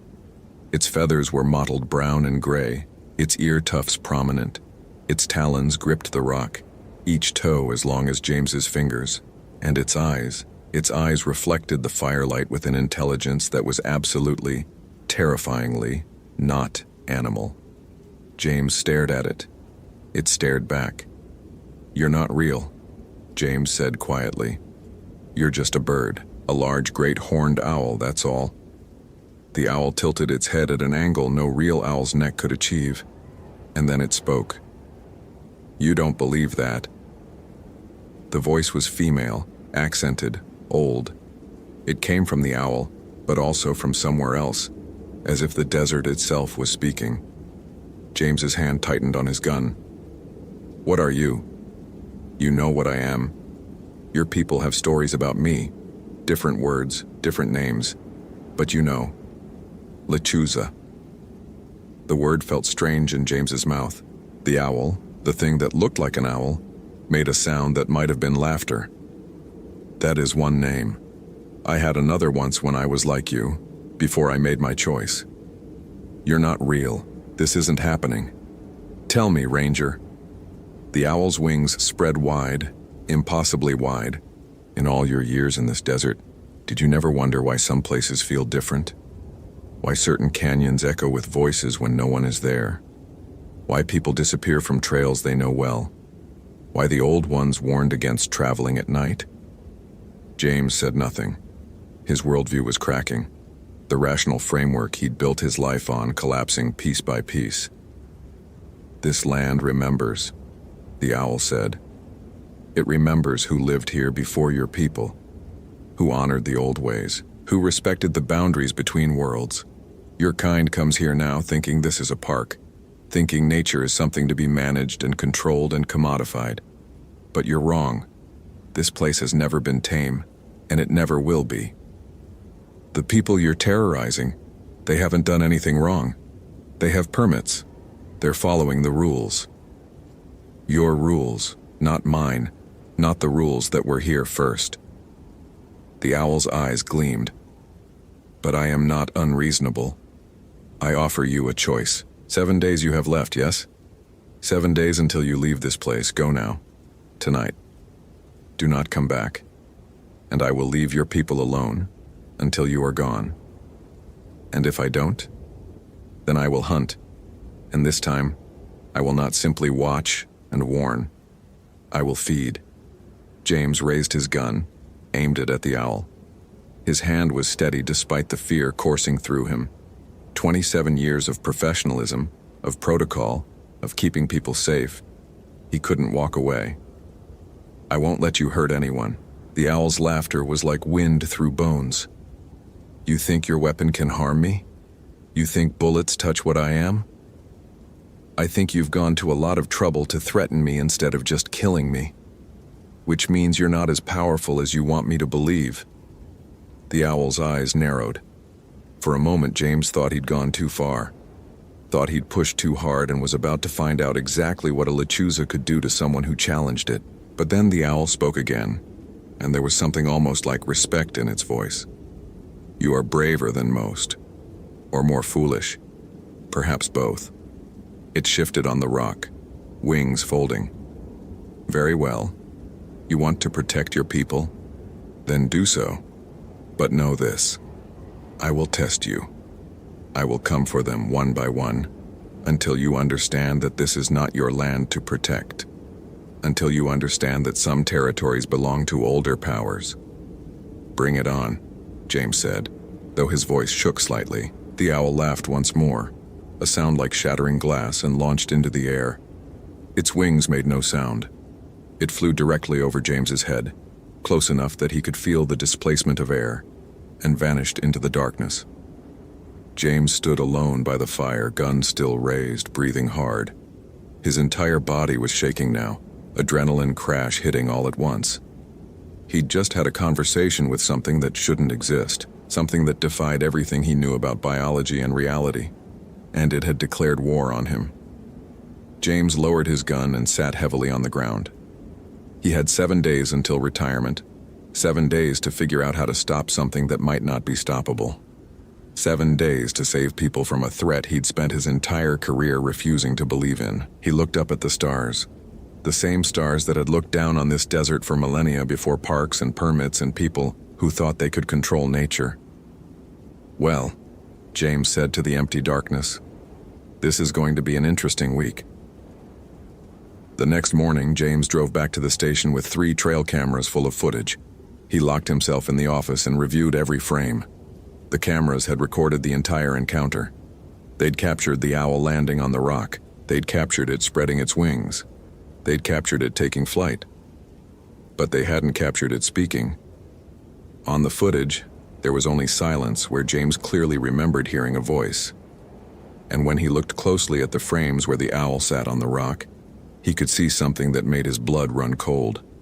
Behind the owl's body, perfectly visible, was the boulder it sat on. As if the owl wasn't entirely solid. As if it existed partially in this world and partially in another. James downloaded the footage to a thumb drive and locked it in his desk drawer. He couldn't share this with anyone. They'd think he'd lost his mind. Hell, maybe he had. But he had work to do. He pulled up the park's reservation system and started making calls. Every backcountry permit for the next 7 days, every solo camper, every group, every site in the Southern District, he called them all. "This is Ranger Hartley from Big Bend. I'm calling about your backcountry permit. We've had several reports of unusual wildlife activity in your area. For your safety, I'm going to suggest you either cancel your trip or relocate to a different area of the park. Some people listened. Some people thought he was overreacting. One guy accused him of trying to keep the good campsites for himself. But by the end of the day, James had managed to clear most of the backcountry sites in the Southern District. It wasn't perfect, a few permits he couldn't reach, a couple who refused to change their plans, but it was better than nothing. Sarah poked her head into his office around 5 p.m. "Hey, James, people are starting to talk. Word's getting around that you're discouraging people from camping in half the park. The superintendent's office called. They want to know what's going on." James rubbed his face. "Tell them we have a potential wildlife hazard under investigation. I'm being cautious." "James, come on. What's really happening?" He looked at her. Young, smart, genuinely concerned. She deserved honesty, but what could he say that wouldn't sound insane? "There's something in the backcountry," he said carefully. "Something dangerous. I don't know exactly what it is yet, but I know it's targeting campers, and I know we need to keep people out of certain areas until I figure out how to deal with it." Sarah studied him. "You look like you haven't slept." "I haven't. James, if there's something dangerous out there, we should close those areas officially. Get wildlife services involved. Do this properly." "And tell them what? That there's a witch that turns into a giant owl terrorizing campers?" James's laugh was bitter. "They'd think I'd gone senile. No, I handle this my way." "Your way?" "James, you retire in 6 days. Why are you doing this?" "Because it's my job. Because people are counting on me to keep them safe. And because..." He paused. "Because for 27 years I've told myself that everything has a rational explanation, that there's no such thing as the supernatural, that the old stories are just stories, and I need to know if I've been wrong this whole time." Sarah was quiet for a moment. Then, "Do you need help?" "No, but thank you." She left, and James sat alone in his office as the sun set outside. He had 6 days left. 6 days to stop something he didn't understand with resources he didn't have. He thought about the Lechuza's words. "This land remembers." Maybe it was time James started remembering too. Started paying attention to the stories he'd dismissed. Started listening to the warnings he'd ignored. He pulled out his phone and called someone he hadn't spoken to in 5 years.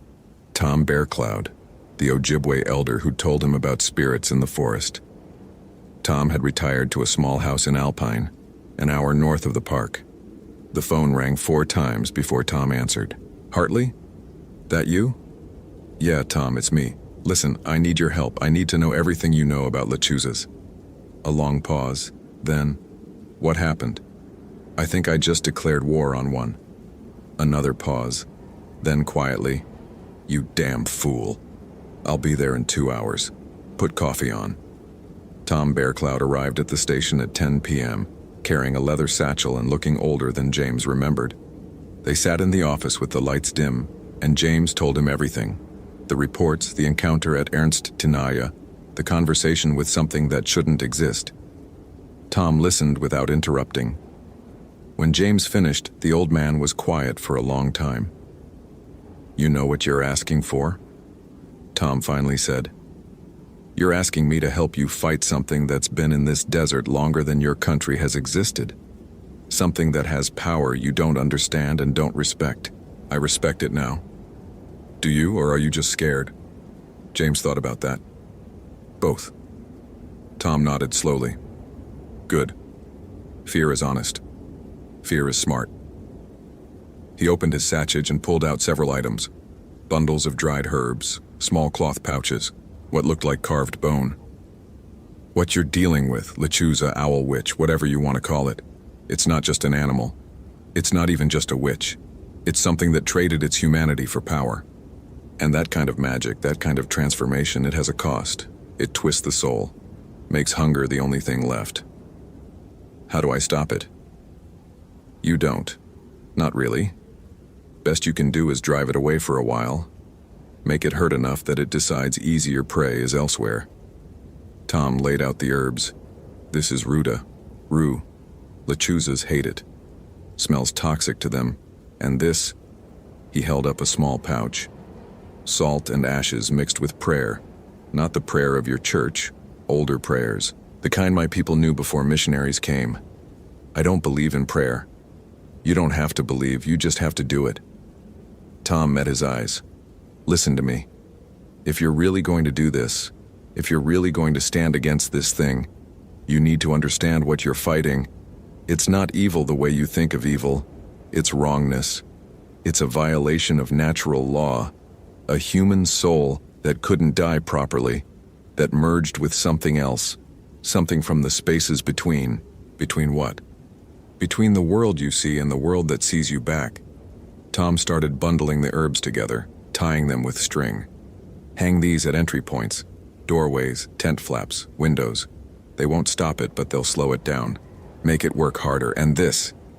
He pushed one of the cloth pouches across the desk. Wear this. Keep it close. It won't make you invisible, but it might make you less appetizing. James picked up the pouch. It felt warm, almost alive. What else? You can't fight it head on. It's stronger than you. Faster. It can fly, you can't.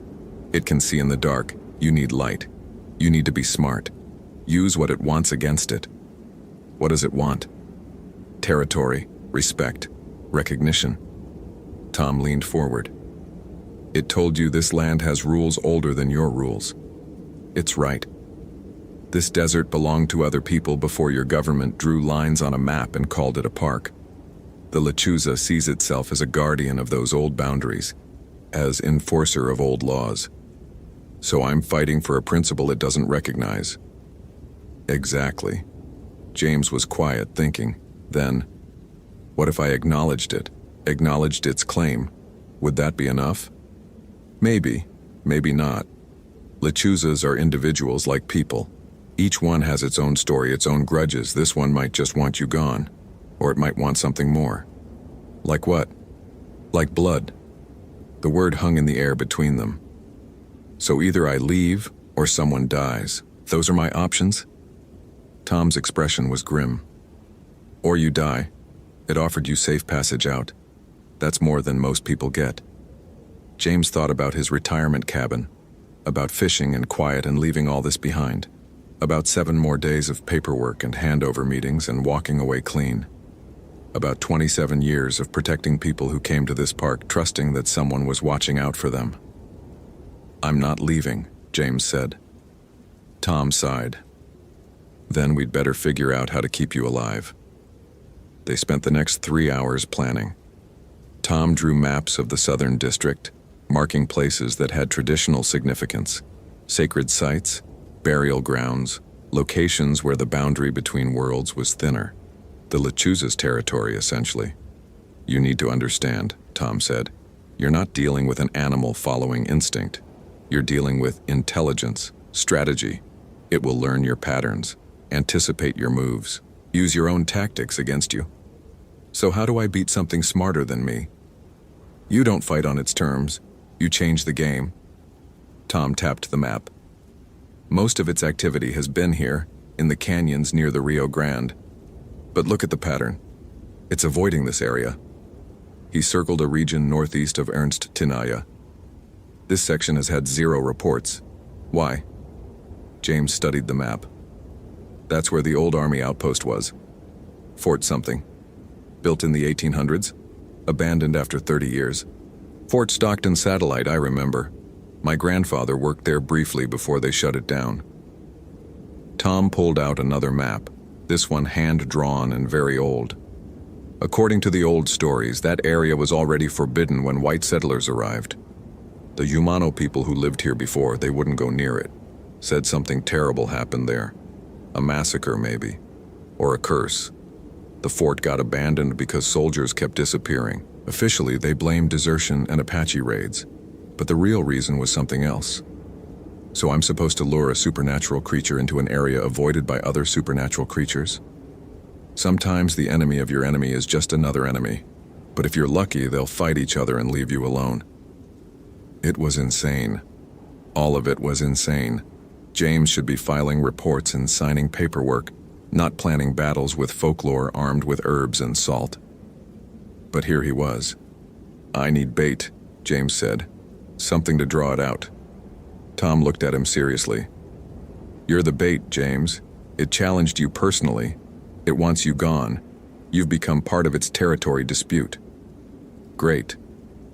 But that's also your advantage. It's focused on you, which means as long as you're drawing its attention, other people are safer." James thought about that. Thought about 5 more days of protecting campers by putting himself between them and something that hunted humans. "Okay," he said. "I'll be bait.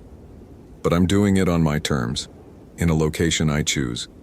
And I'm going to document everything. Because if this thing takes me, I want evidence that I wasn't just some crazy old ranger who lost his mind in his final week."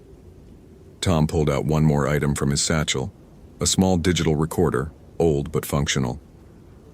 "Keep this running. Whatever happens, you document it." The next 4 days were the longest of James's life. He spent his days clearing campers from high-risk areas, setting up monitoring equipment, consulting with Tom about traditional protections. He strung rue bundles at campground entrances. He mixed salt and ash and prayer into lines across trails. He did things he'd spent 27 years scoffing at, and did them with absolute seriousness. Because every night the lechuza came, it didn't attack directly. That wasn't its way.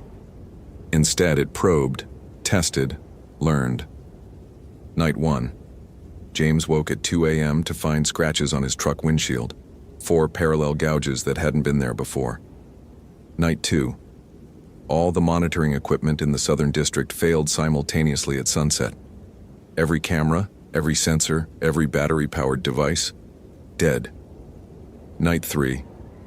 James received a phone call at midnight from his own number. When he answered, he heard his own voice saying, "You can't win this." Night 4. Sarah didn't show up for work.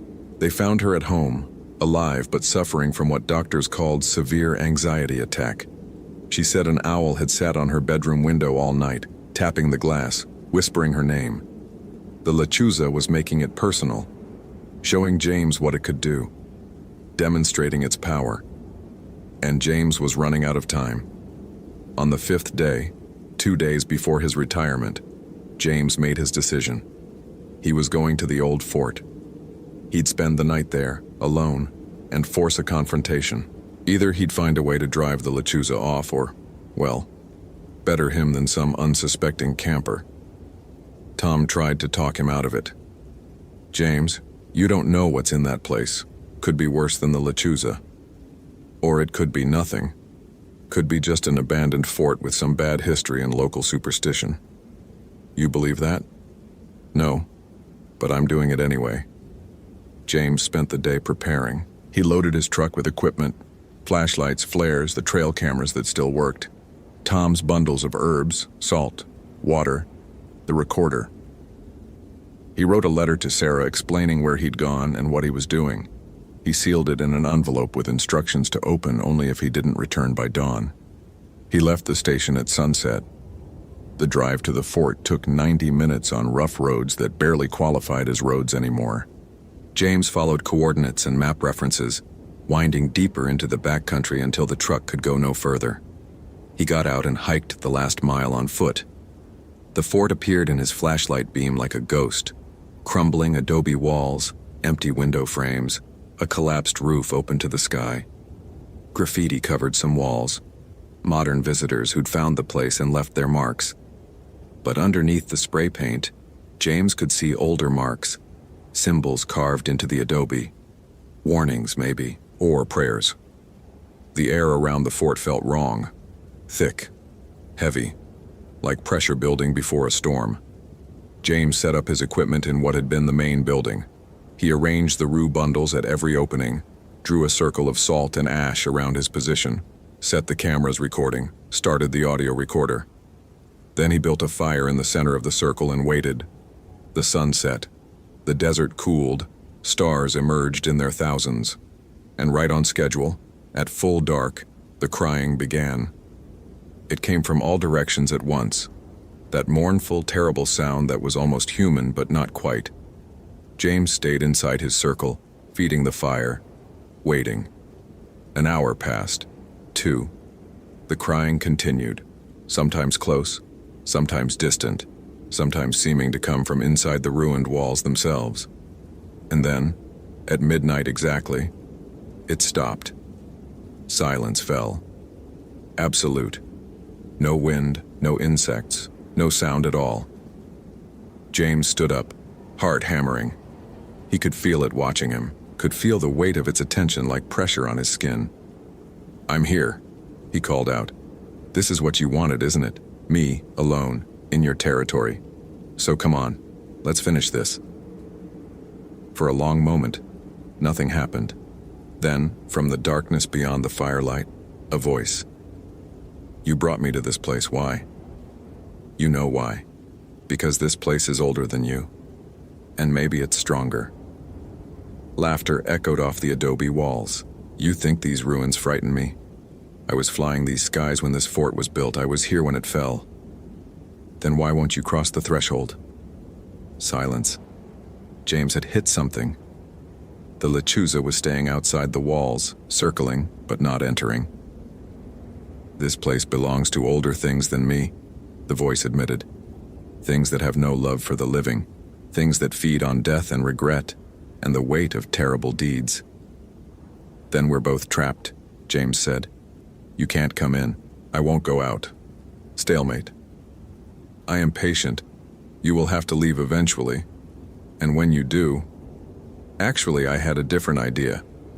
James pulled out his phone. No signal, but the voice recording app still worked. He'd prepared a statement, and now he played it. "This is Ranger James Hartley, Big Bend National Park. I am formally acknowledging that the lands comprising the southern district of this park, from Ernst Tinaja to the Rio Grande, constitutes territory claimed by entities predating federal designation.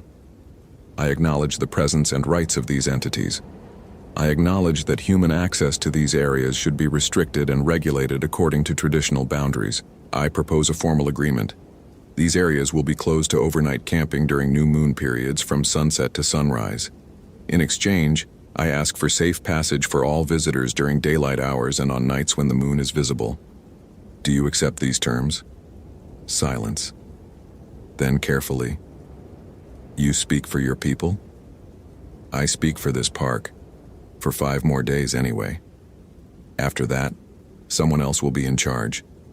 But I'll make sure they know. I'll make sure the restrictions stay in place. And if they ignore you? If they open these lands despite your warnings? Then that's between you and them. But I've done what I can." More silence. James could feel something shifting, the pressure in the air changing. The lechuza was considering. Finally, "You are not like the others. You came here not believing. You would have died refusing to see. But you learned, you listened, you changed." A pause. "Very well. I accept your terms. The new moon will be mine. The rest of the month I will hunt elsewhere. And the people you've already scared? They'll be left alone? They will remember me, but I will not return for them." The voice softened slightly. "You were brave, Ranger. Foolish, but brave. Few would have stood against me. Fewer still would have sought to understand rather than destroy. I'm a ranger. It's my job to protect both the people and the park. That includes respecting what the park really is." "What it really is," the voice repeated thoughtfully. "Yes, your people never understood that. But perhaps you do now." James felt the presence withdrawing, the pressure lifting. The lechuza was leaving, accepting his terms, agreeing to boundaries. "Wait," James called out. "One more thing, what were you before you became this?" Silence. Then, so quietly he almost missed it. "I was a mother. My children were taken by soldiers, murdered. I made a bargain for power to punish those who took them. And when that was done, I had nothing left but hunger and anger and memory. I have been this way for 200 years. I do not remember kindness. I do not remember mercy. I remember only territory and vengeance." "I'm sorry," James said, and meant it. "So am I." and then she was gone. James felt it clearly, the moment when the Lechuza's attention withdrew completely, leaving him alone in the ruins with just the fire and the stars. He stood there for a long time, breathing hard, unable to quite believe he'd survived, that he'd negotiated with a creature from folklore and lived. Eventually, he sat down, fed the fire, and waited for dawn. James Hartley retired on schedule 2 days later. His replacement was a young ranger named Martinez, fresh out of training, eager to prove himself. James spent those final 2 days briefing him extensively on the Southern District restrictions. New moon closures, James emphasized. Non-negotiable. I don't care if people complain or if it seems superstitious. Those areas stay closed from sunset to sunrise during new moon periods. Can I ask why? James thought about how to answer that.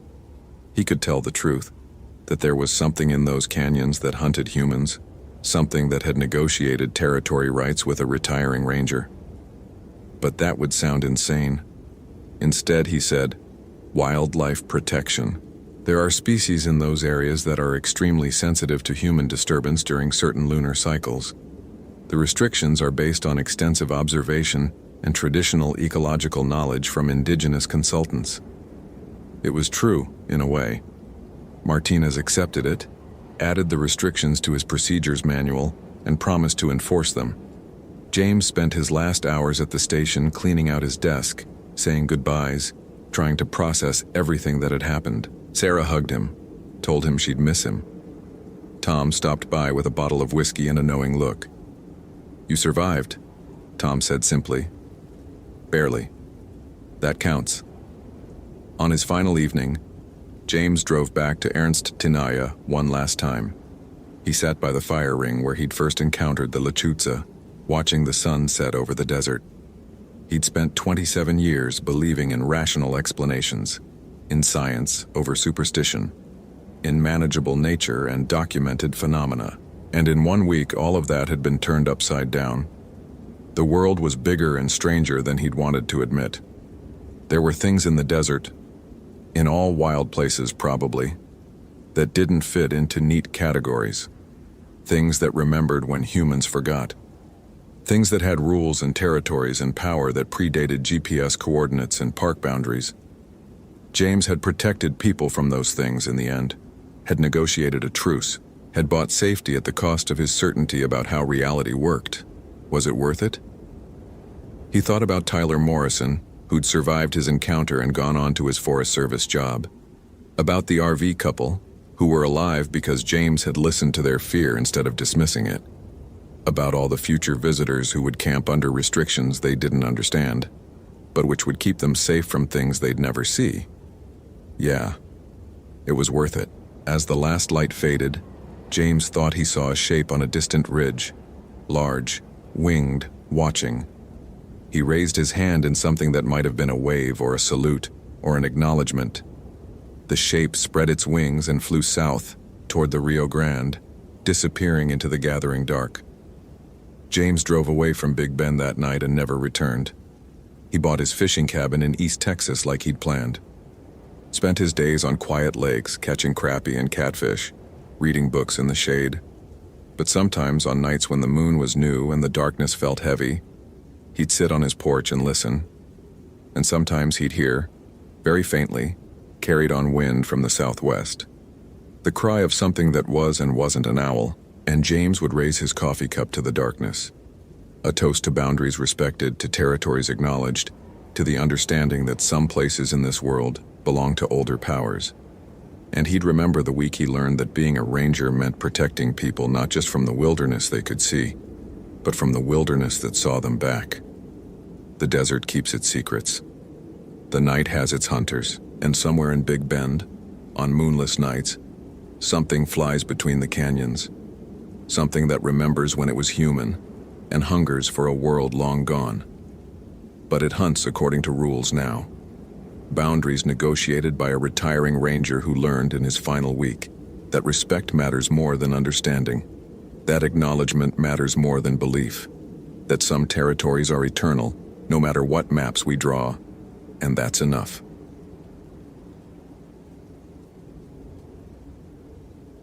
Location: Lassen Volcanic National Park, California. Date: August 19, 2019.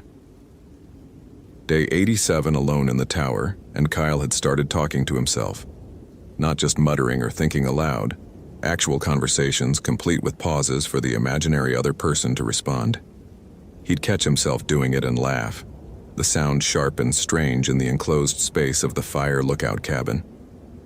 87 days of solitude at 8,500 feet elevation, surrounded by nothing but volcanic peaks and pine forest, stretching to every horizon. The human mind wasn't designed for this kind of isolation. It started inventing company. Kyle stood at the windows that formed all four walls of the lookout cabin. A 14 by 14-foot glass box perched atop a 40-foot tower like a lantern on a pole, 360 degrees of visibility, able to see for 30 miles in every direction on a clear day. His job was simple: watch for smoke.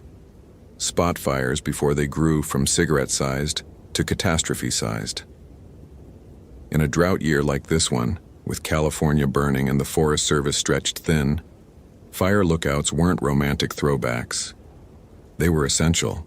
The sunset was painting Lassen Peak orange and purple, the 457-foot volcano dominating the northern view like a broken tooth. Wisps of steam rose from fumaroles on its flanks, reminders that the mountain had erupted as recently as 1915 and could do so again. The whole park was volcanic: cinder cones, lava flows, boiling mud pots, sulfur vents. Standing water steamed.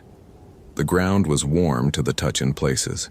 It was beautiful and alien and utterly indifferent to human presence. Kyle had been alone since June 1st. 3 months of waking at dawn, scanning the horizon with binoculars, marking weather observations every hour, eating freeze-dried meals rehydrated with water from the cistern, reading paperback novels by lamplight, sleeping in a narrow cot that folded against the wall. His only human contact was the radio, daily check-ins with the district office, occasional chatter with other lookouts scattered across the Cascade Range. Some days he didn't speak aloud at all except to say, "Clear, no smoke," into the radio handset.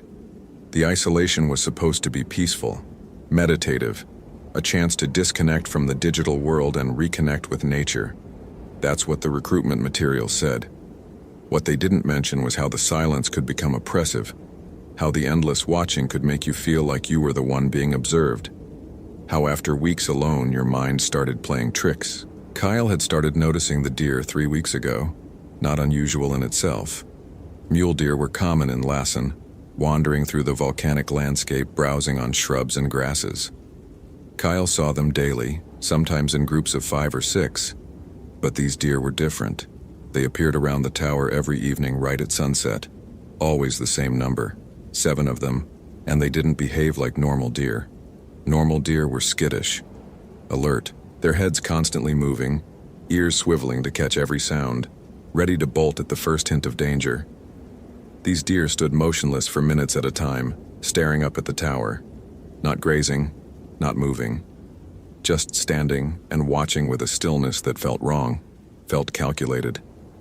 At first, Kyle had dismissed it as pattern recognition gone haywire, his brain inventing meaning in random animal behavior because he was desperate for anything interesting to break the monotony. But the pattern held. Every evening, 7 deer, arranged in a loose circle around the tower's base roughly 50 yards out, standing, watching, until full dark, when they'd melt back into the forest. Kyle raised his binoculars now, scanning the tree line as the light faded. There, movement among the pines. 1 deer stepped into the clearing, followed by another, then a third, 4, 5, 6, 7. They emerged from different directions but with an odd synchronization, as if responding to a signal Kyle couldn't perceive. He focused the binoculars on the nearest one, a large buck with an impressive rack of antlers. Through the magnification, he could see details: the texture of its coat, the darkness of its eyes, the way it stood completely still except for the occasional flick of its tail. And then it moved its head, turning to look directly at the tower, and Kyle's stomach tightened. The movement was wrong. Not dramatically wrong, not grotesquely wrong, just off. The head rotated too smoothly, too much like a mechanical gimbal and not enough like a living animal's natural motion. And when the deer shifted its weight, its front legs bent in a way that made Kyle's hindbrain scream wrongness. The joints seemed to have too many angles, the hooves planted at a slightly incorrect angle to the ground. Kyle lowered the binoculars and rubbed his eyes. 87 days alone, his brain was making up problems where none existed. These were just deer. Ordinary mule deer doing ordinary deer things. The odd behavior was his own perception, warping under the weight of solitude. He turned away from the windows and busied himself with evening tasks, marking the day's weather observations in his logbook, checking the propane level for the camp stove, organizing his meager food supplies, enough for another 2 weeks before his next resupply, when a ranger would hike up the trail with fresh provisions. Kyle heated water for coffee, more out of routine than any desire to drink it. The coffee was terrible. Instant powder that tasted like burned cardboard. But it was warm and familiar and gave his hand something to do. The radio crackled. "All stations, this is Central Dispatch, evening check-in." Kyle grabbed the handset. "Prospect Peak Lookout, this is Kyle Mercer checking in. Clear skies, no smoke, winds calm, all good here." "Copy, Prospect Peak. Forecast shows high pressure holding for the next 72 hours. Stay alert. Humidity's dropping below 15%. Any spark could go big." "Roger that, staying vigilant." "How you holding up out there, Kyle? You're coming up on 3 months solo." Kyle glanced at the windows, at the darkening forest beyond. The deer were still there, 7 silhouettes in the gathering gloom. "I'm good. Quiet. Peaceful. Living the dream." "Well, only 2 more weeks until rotation. Hang in there. Central out." Kyle set down the handset and poured his coffee. 2 more weeks. 14 days. 336 hours. He could do that. He'd already done 87 days. What was 14 more? He carried the coffee to the north-facing window and looked out at Lassen Peak, now just a dark shape against the last purple glow of sunset. And there, in his peripheral vision, movement. One of the deer had stepped closer. Not by much. Maybe 10 yards, but definitely closer than where it had been. Kyle turned his head slowly to look directly at it. The deer stood motionless, its head angled up toward the tower. In the dim light, its eyes caught the glow from Kyle's lamp and reflected back yellow-green, like a cat's eyes. Deer eyes didn't do that. Deer eyes reflected white or amber, not that peculiar greenish glow. "You're losing it," Kyle muttered to himself. "It's just the angle of the light, just normal deer eyes." But even as he said it, he didn't quite believe it. He watched for another hour as full darkness settled over the mountain. The deer didn't move except for occasional small shifts in position, and each shift brought them incrementally closer. Not obviously closer, not rushing the tower closer, just a slow, patient contraction of the circle. By the time Kyle could no longer see them in the darkness, just vague shapes among trees, they'd closed the distance from 50 yards to maybe 30. Kyle pulled the curtains across the windows. Thin fabric that wouldn't stop anyone from seeing in if they tried, but at least created the psychological comfort of a barrier. He folded down his cot and lay on it fully clothed, staring at the ceiling. Sleep didn't come easily at the best of times up here. The altitude, the isolation, the endless quiet, broken only by wind and the occasional owl. Tonight it was worse. Every small sound made him tense. A gust of wind rattling the guy wires that stabilized the tower.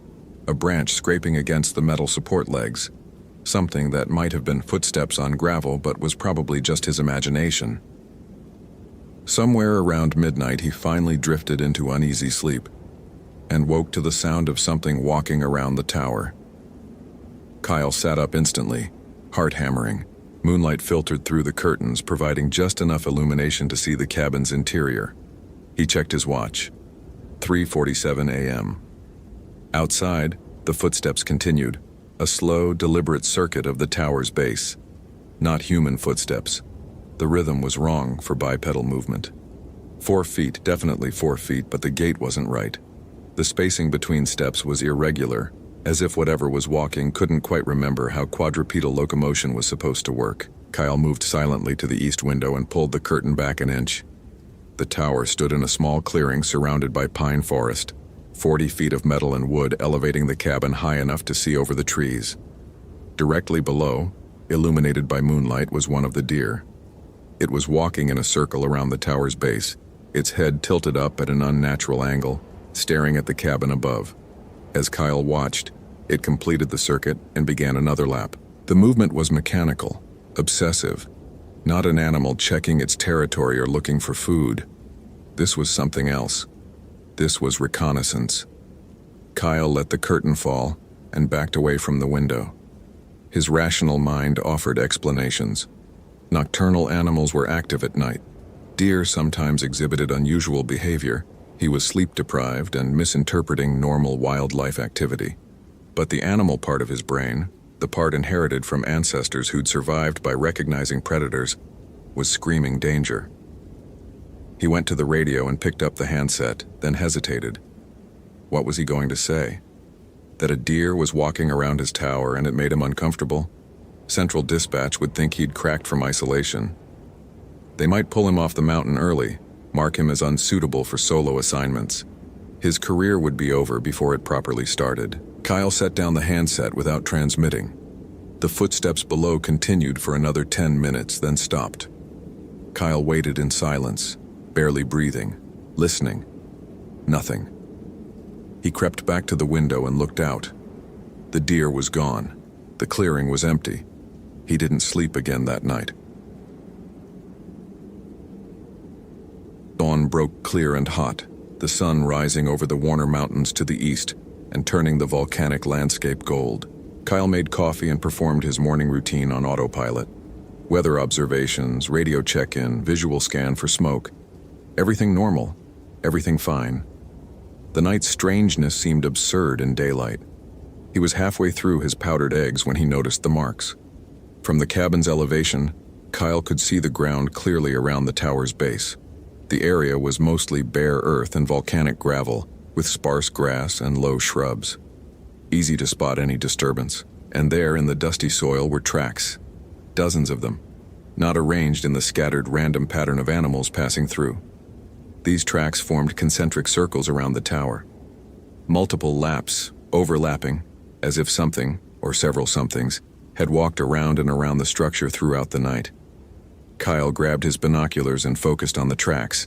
They looked like deer tracks. The distinctive split hoof shape was clear, but the depth was wrong. Too uniform, as if whatever made them had exactly the same weight on each foot, distributed with mechanical precision. Real animals shifted their weight, left deeper impressions on some steps, lighter on others. These tracks were eerily consistent, and there was something else. Mixed among the deer tracks were others, similar in shape but larger, with a different depth pattern, as if whatever made them had more weight distributed over a smaller surface area. The spacing suggested a longer stride. Kyle traced the line of these larger tracks with his binoculars, following them from the clearing into the tree line, and something was watching him. At the forest edge, barely visible among the pines, stood one of the deer. The large buck from last night, antlers spreading like skeletal hands.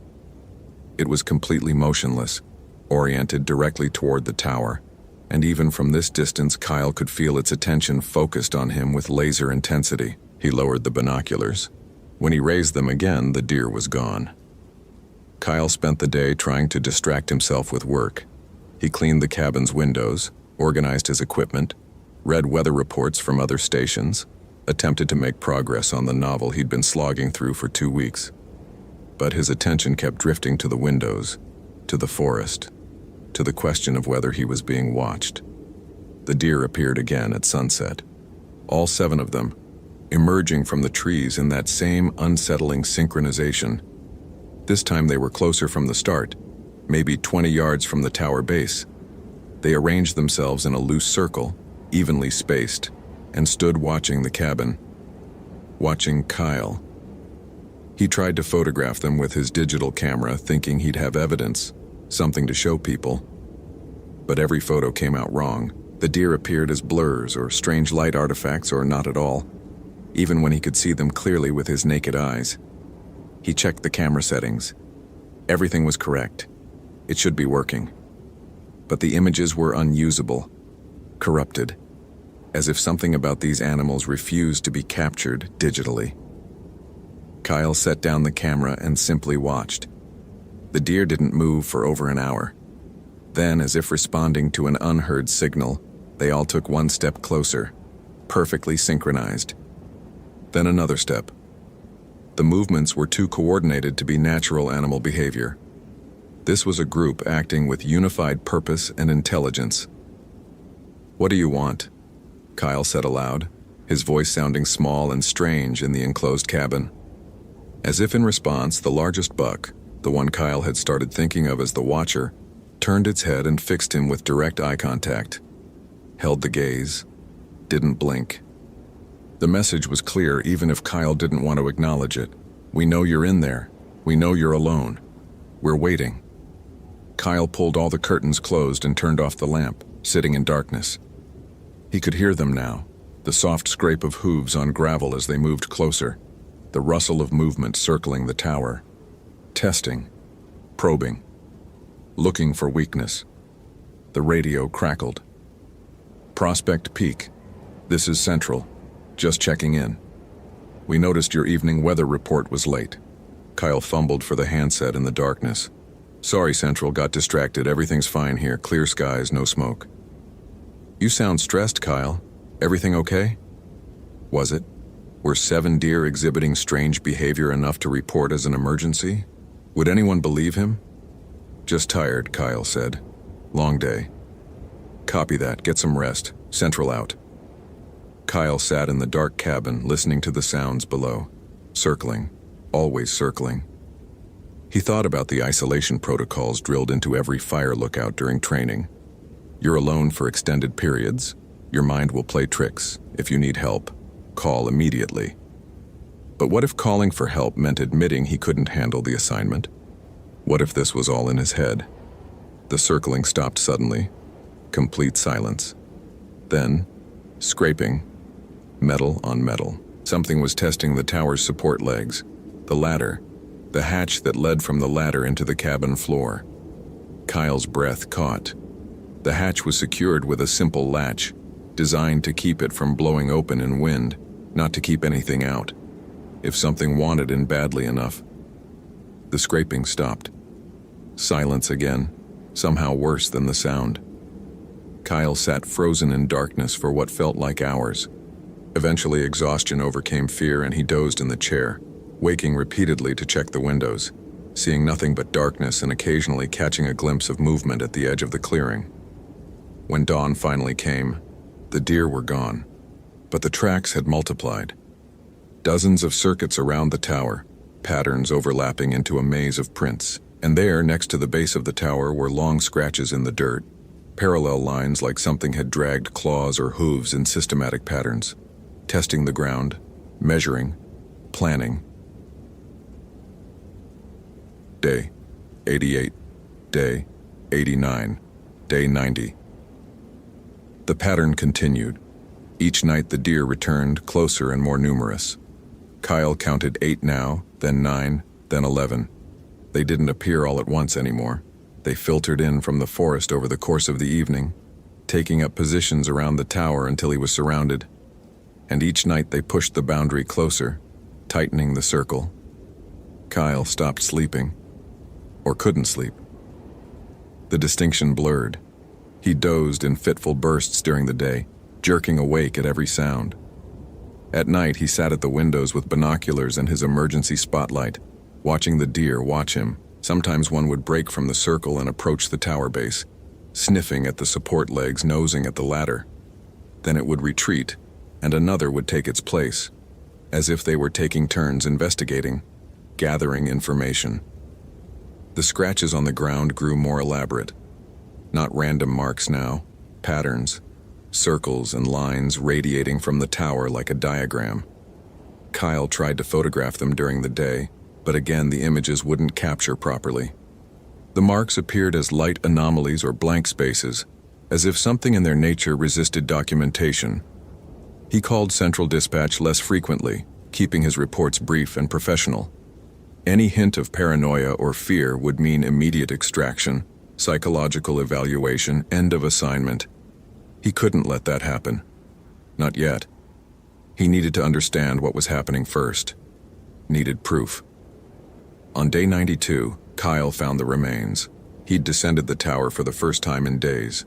A dangerous decision, but he'd run out of water and the cistern was at ground level. The ladder descent felt endless, every step taking him closer to the circle's edge, closer to where they gathered each night. He carried his spotlight and a can of bear spray even though he knew neither would help if they were waiting. They weren't. The clearing was empty in the harsh afternoon sunlight. Kyle filled his water jugs quickly, trying not to look at the elaborate scratch patterns in the dirt. But something caught his eye at the forest edge, a shape that didn't belong. He approached cautiously. It was a deer, a normal deer, or what remained of one. The carcass was days old, torn apart by scavengers, but the head was intact, and Kyle could see immediately the difference. This deer's skull structure was normal. Its eye sockets were properly aligned. Its jaw articulated correctly. It was, in every way, an actual deer, unlike the things that visited his tower at night. Kyle stumbled back to the ladder and climbed frantically, hands shaking. Once inside the cabin, he locked the floor hatch, a futile gesture. The latch was flimsy, and sat with his back against the wall. His mind raced through implications he didn't want to accept. Those things weren't deer. They wore the shape of deer the way Kyle wore his ranger uniform, as a disguise, a costume that almost worked but couldn't quite hide what was underneath. The radio crackled. Not a call-in, just static. But underneath the static, something else. A sound like breathing. Or like many things, breathing in unison. Kyle grabbed the handset. "Central, this is Prospect Peak. Do you copy?" The breathing continued, overlaid with what might have been voices whispering in harmony. Not words. Just sound shaped like communication. "Central, respond." Kyle's voice cracked. "I need extraction. There's something wrong here. I need immediate extraction." The static cleared. Central Dispatch's voice came through normal and professional. "Prospect Peak, we didn't copy your last transmission. Please repeat. I need extraction. Now, there's..." Kyle stopped. How could he explain? "There's a situation here. I'm not safe. Are you injured? Is there a medical emergency?" "No, but..." "We're showing no weather alerts, no fire activity in your sector. Can you clarify the nature of the emergency?" Kyle looked out the window. The deer were emerging early today, the sun not even touching the horizon yet. 12 of them. No, 14. They arranged themselves in the now familiar circle, but tighter, closer. Maybe 15 yards from the tower base. Close enough that Kyle could see details even without binoculars, could see how their legs bent at joints that didn't match the underlying bone structure, how their eyes didn't blink often enough, how their mouths hung slightly open in expressions no real animal would make. "There are animals surrounding my position," Kyle said carefully. "They're behaving in a threatening manner. I don't feel safe." A long pause. Then, "Kyle, are we talking about deer? You're reporting deer as a threat?" "They're not..." He caught himself. "They're exhibiting unusual behavior. I believe I'm at risk." Another pause. Longer this time. Kyle could imagine the conversation at Central. The lookouts cracking. 3 months solo was too much. We need to pull him before he hurts himself. "Kyle, listen carefully. Your relief ranger is scheduled to arrive in 4 days as planned. We can potentially move that up by 1 day if absolutely necessary, but extracting you earlier would require helicopter support, and we have multiple active fires pulling resources. Unless you're reporting an immediate life-threatening emergency, the earliest we can get someone to you is 72 hours. Can you hold position for 72 hours? Kyle watched the deer. They'd begun moving, not circling, not approaching, just swaying slightly in place. All of them, in perfect synchronization. A hypnotic, disturbing motion like kelp in a current. "Kyle, respond please. Can you hold for 3 days?" 3 days. 72 hours. Could he? The deer hadn't actually attacked.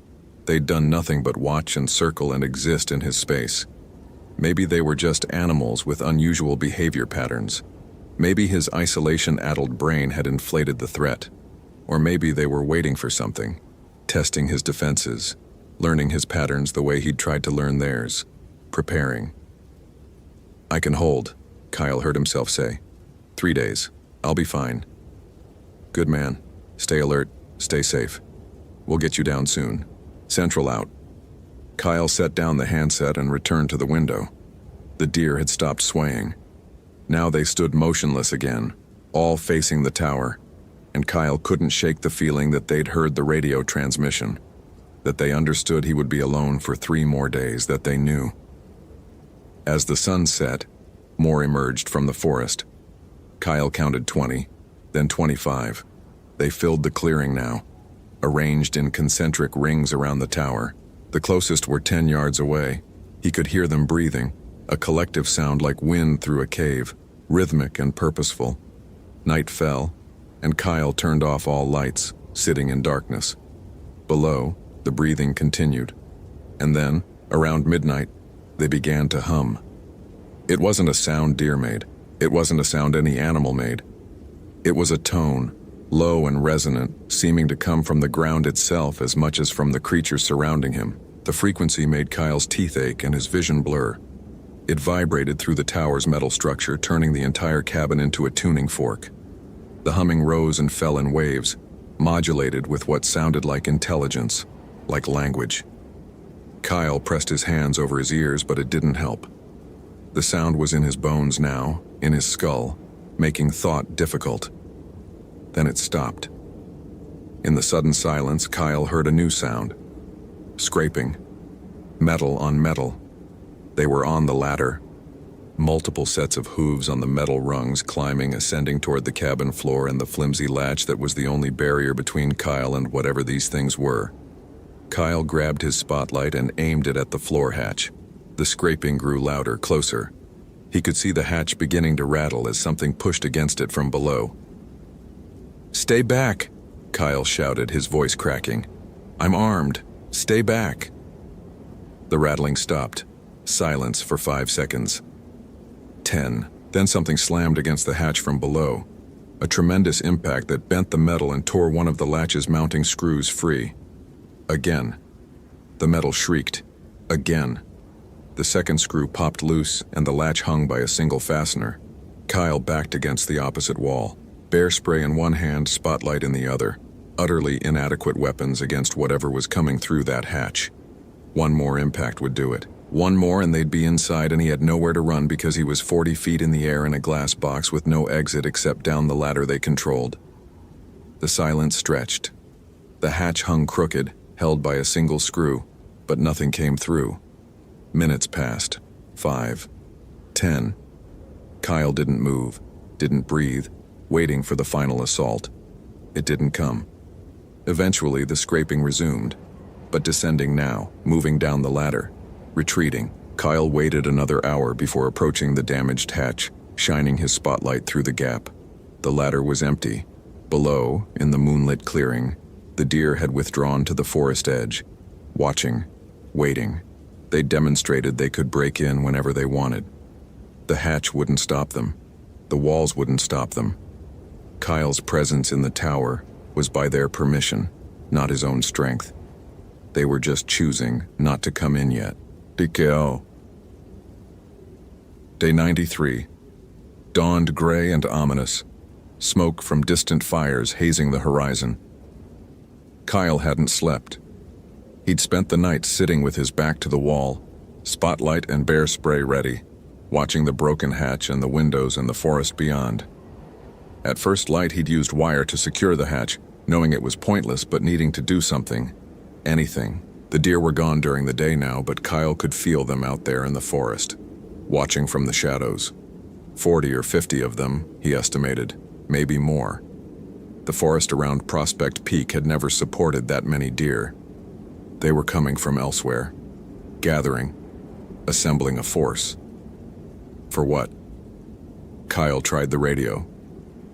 "Central, this is Prospect Peak. I need to update my situation report. Static. He adjusted the frequency, tried again.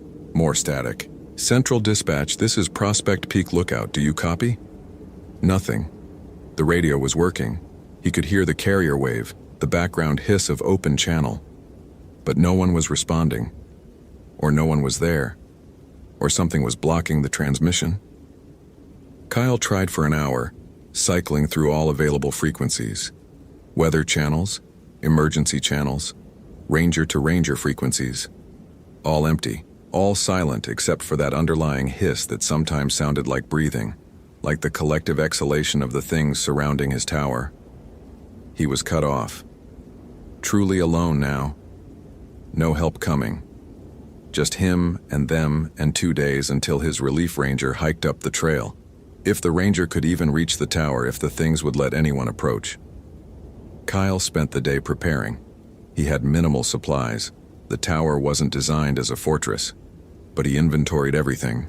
2 cans of bear spray, a multi-tool, 50 feet of rope, a fire extinguisher, batteries, his spotlight, matches, propane for the stove. He moved everything flammable away from the walls, cleared the center of the cabin, tried to think tactically even though he had no idea what he was facing or how to fight it. The sun began its descent toward the horizon. Kyle watched it go with dread, counting down the minutes until they returned. He'd turned the cabin into as much of a defensive position as possible, but he had no illusions. If they wanted in, they'd get in. The question was why they hadn't yet. What were they waiting for? Sunset came. The deer emerged. 30 of them. 40. 50. They filled the clearing and spilled into the forest beyond, a living wall surrounding the tower. All facing in, all motionless, all watching. Kyle couldn't see the large buck, the watcher at first, then spotted it at the circle's north edge, larger than the others, antlers spreading like a crown. Full darkness fell, and the humming began again. Louder this time, coming from dozens of throats in harmony. The tower vibrated. Kyle's vision swam. He gripped the edge of a table to steady himself, fighting nausea as the resonant frequency burrowed into his brain. Then the watcher moved. It separated from the mass and approached the tower, moving with that wrong-jointed gait, head angled up. The humming crescendoed as it reached the tower base, then stopped abruptly. In the sudden silence, the watcher reared up on its hind legs. Impossible. Deer couldn't do that. Their anatomy didn't support bipedal posture, and placed its front hooves against the tower's support structure. Its voice echoed up the tower's framework, amplified by the metal. Kyle. His name. It knew his name. The voice was wrong. Too deep with harmonics that shouldn't exist, like multiple voices speaking in unison. But it was unmistakably calling him. Kyle, come down. The circle is complete. It's time. Kyle backed away from the window, breath coming in gasps. The voice continued, patient and implacable. You've been alone too long. Isolation breaks the mind. We understand. We remember. We were alone once. So we became many. We became together. Join us, Kyle. Come down and join the circle. Never be alone again. You're not real, Kyle said, his voice hoarse. Your isolation psychosis, hallucination, my mind breaking. Are we? The watcher's head tilted at an impossible angle. Or is your rational mind finally seeing what was always there?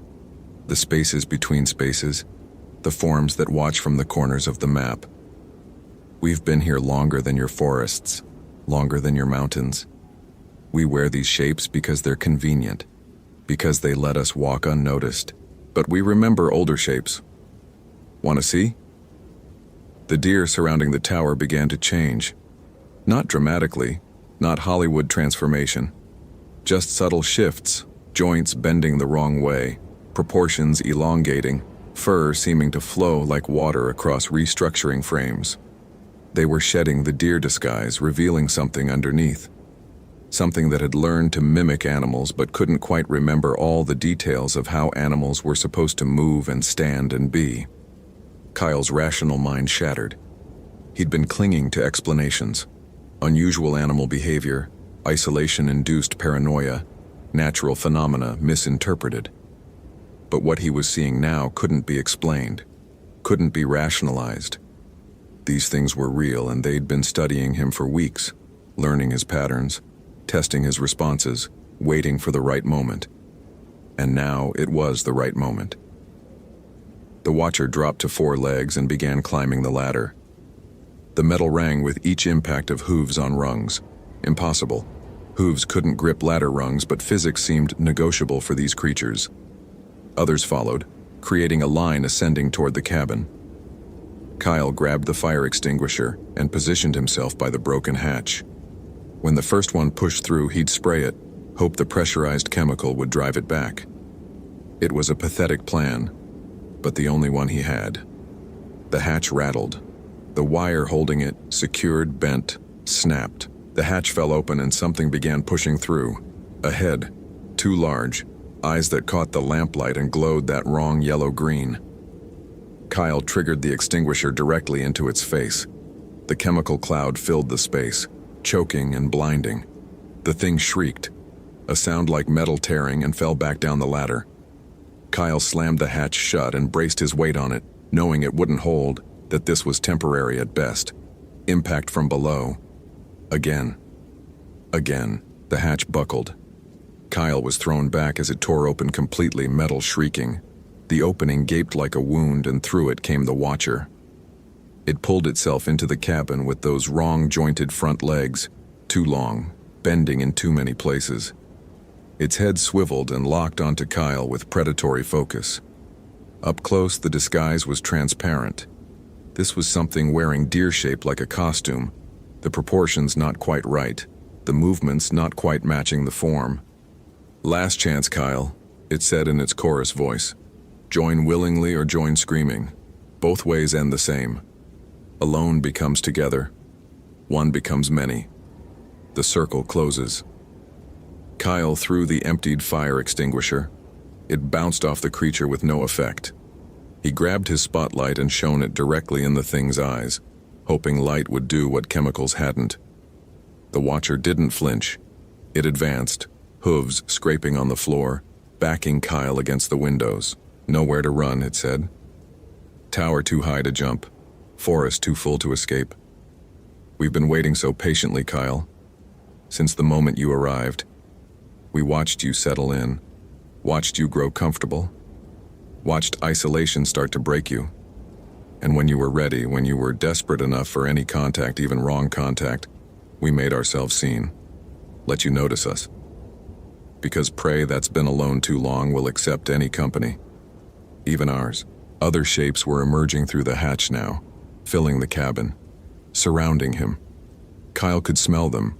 Not animal musk, but something else, something metallic and cold and old.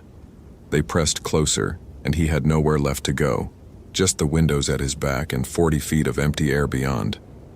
The Watcher reached out with one foreleg, the hoof dissolving into something like fingers. Too many joints, too many angles. "It's time," it said. "Time to stop being alone. Time to join the circle. Time to become we." Kyle felt the fingers' hooves touch his chest, felt something cold seeping through his clothes, through his skin, reaching for his heart. Felt his own thoughts beginning to blur and multiply. His sense of self fracturing and dividing like a cell undergoing mitosis. And in that moment of dissolution, a memory surfaced. Training. Fire lookout training.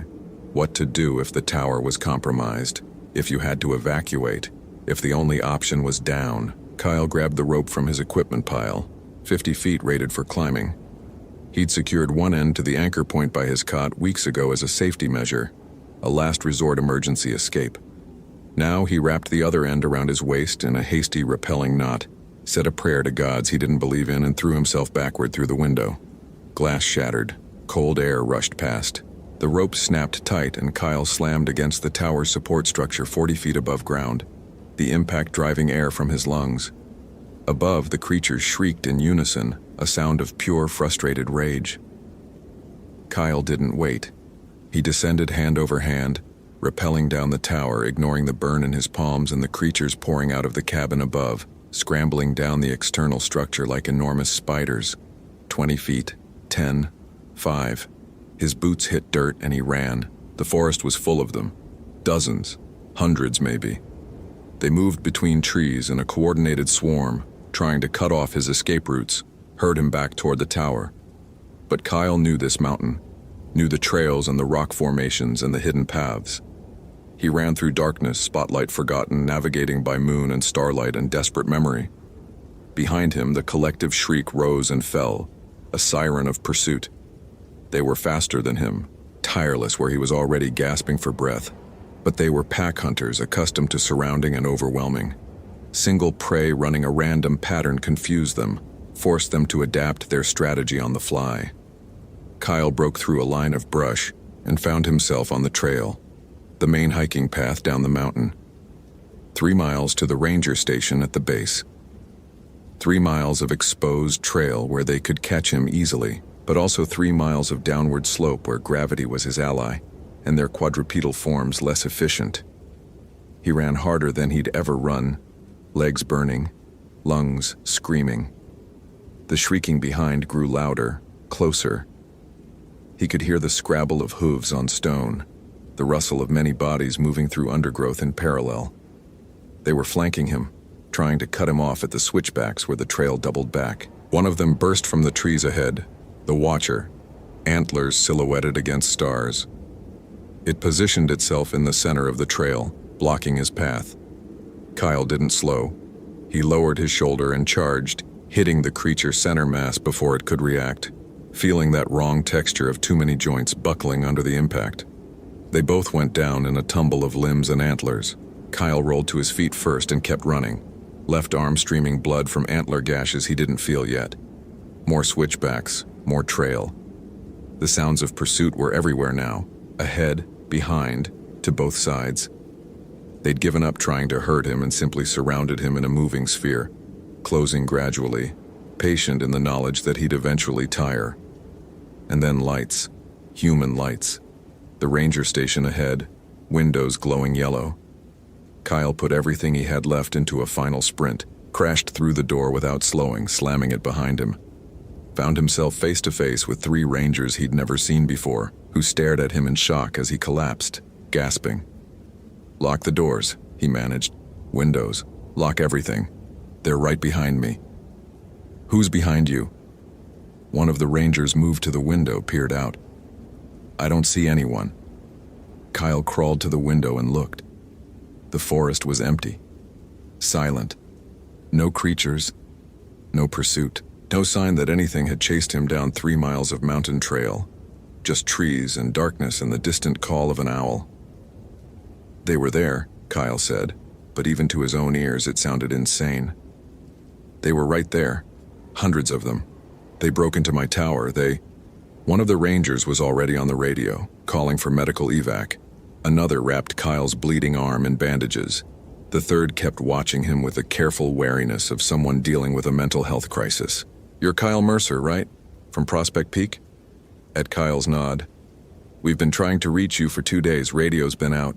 Figured maybe a lightning strike took out your equipment. Didn't expect." He gestured vaguely at Kyle's disheveled, bleeding state. "They were in the tower," Kyle insisted. "Dear but not dear. They could talk. They wanted me to join them, to become part of their circle.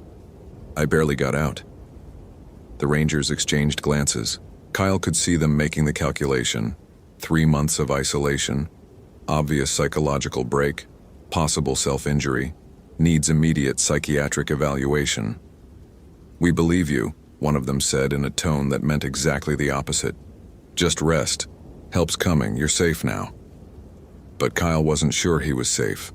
Wasn't sure safety was even possible when you'd seen what he'd seen. Because as he sat there, wrapped in a blanket and drinking water a concerned ranger pressed into his hands, he could see out the window, could see the tree line, could see 7 deer standing motionless at the forest edge, watching the ranger station, watching him. The rangers didn't seem to notice them, didn't react, maybe couldn't see them at all.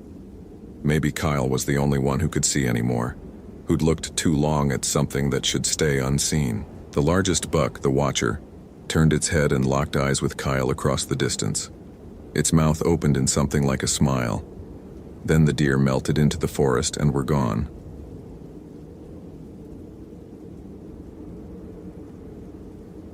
Official Incident Report.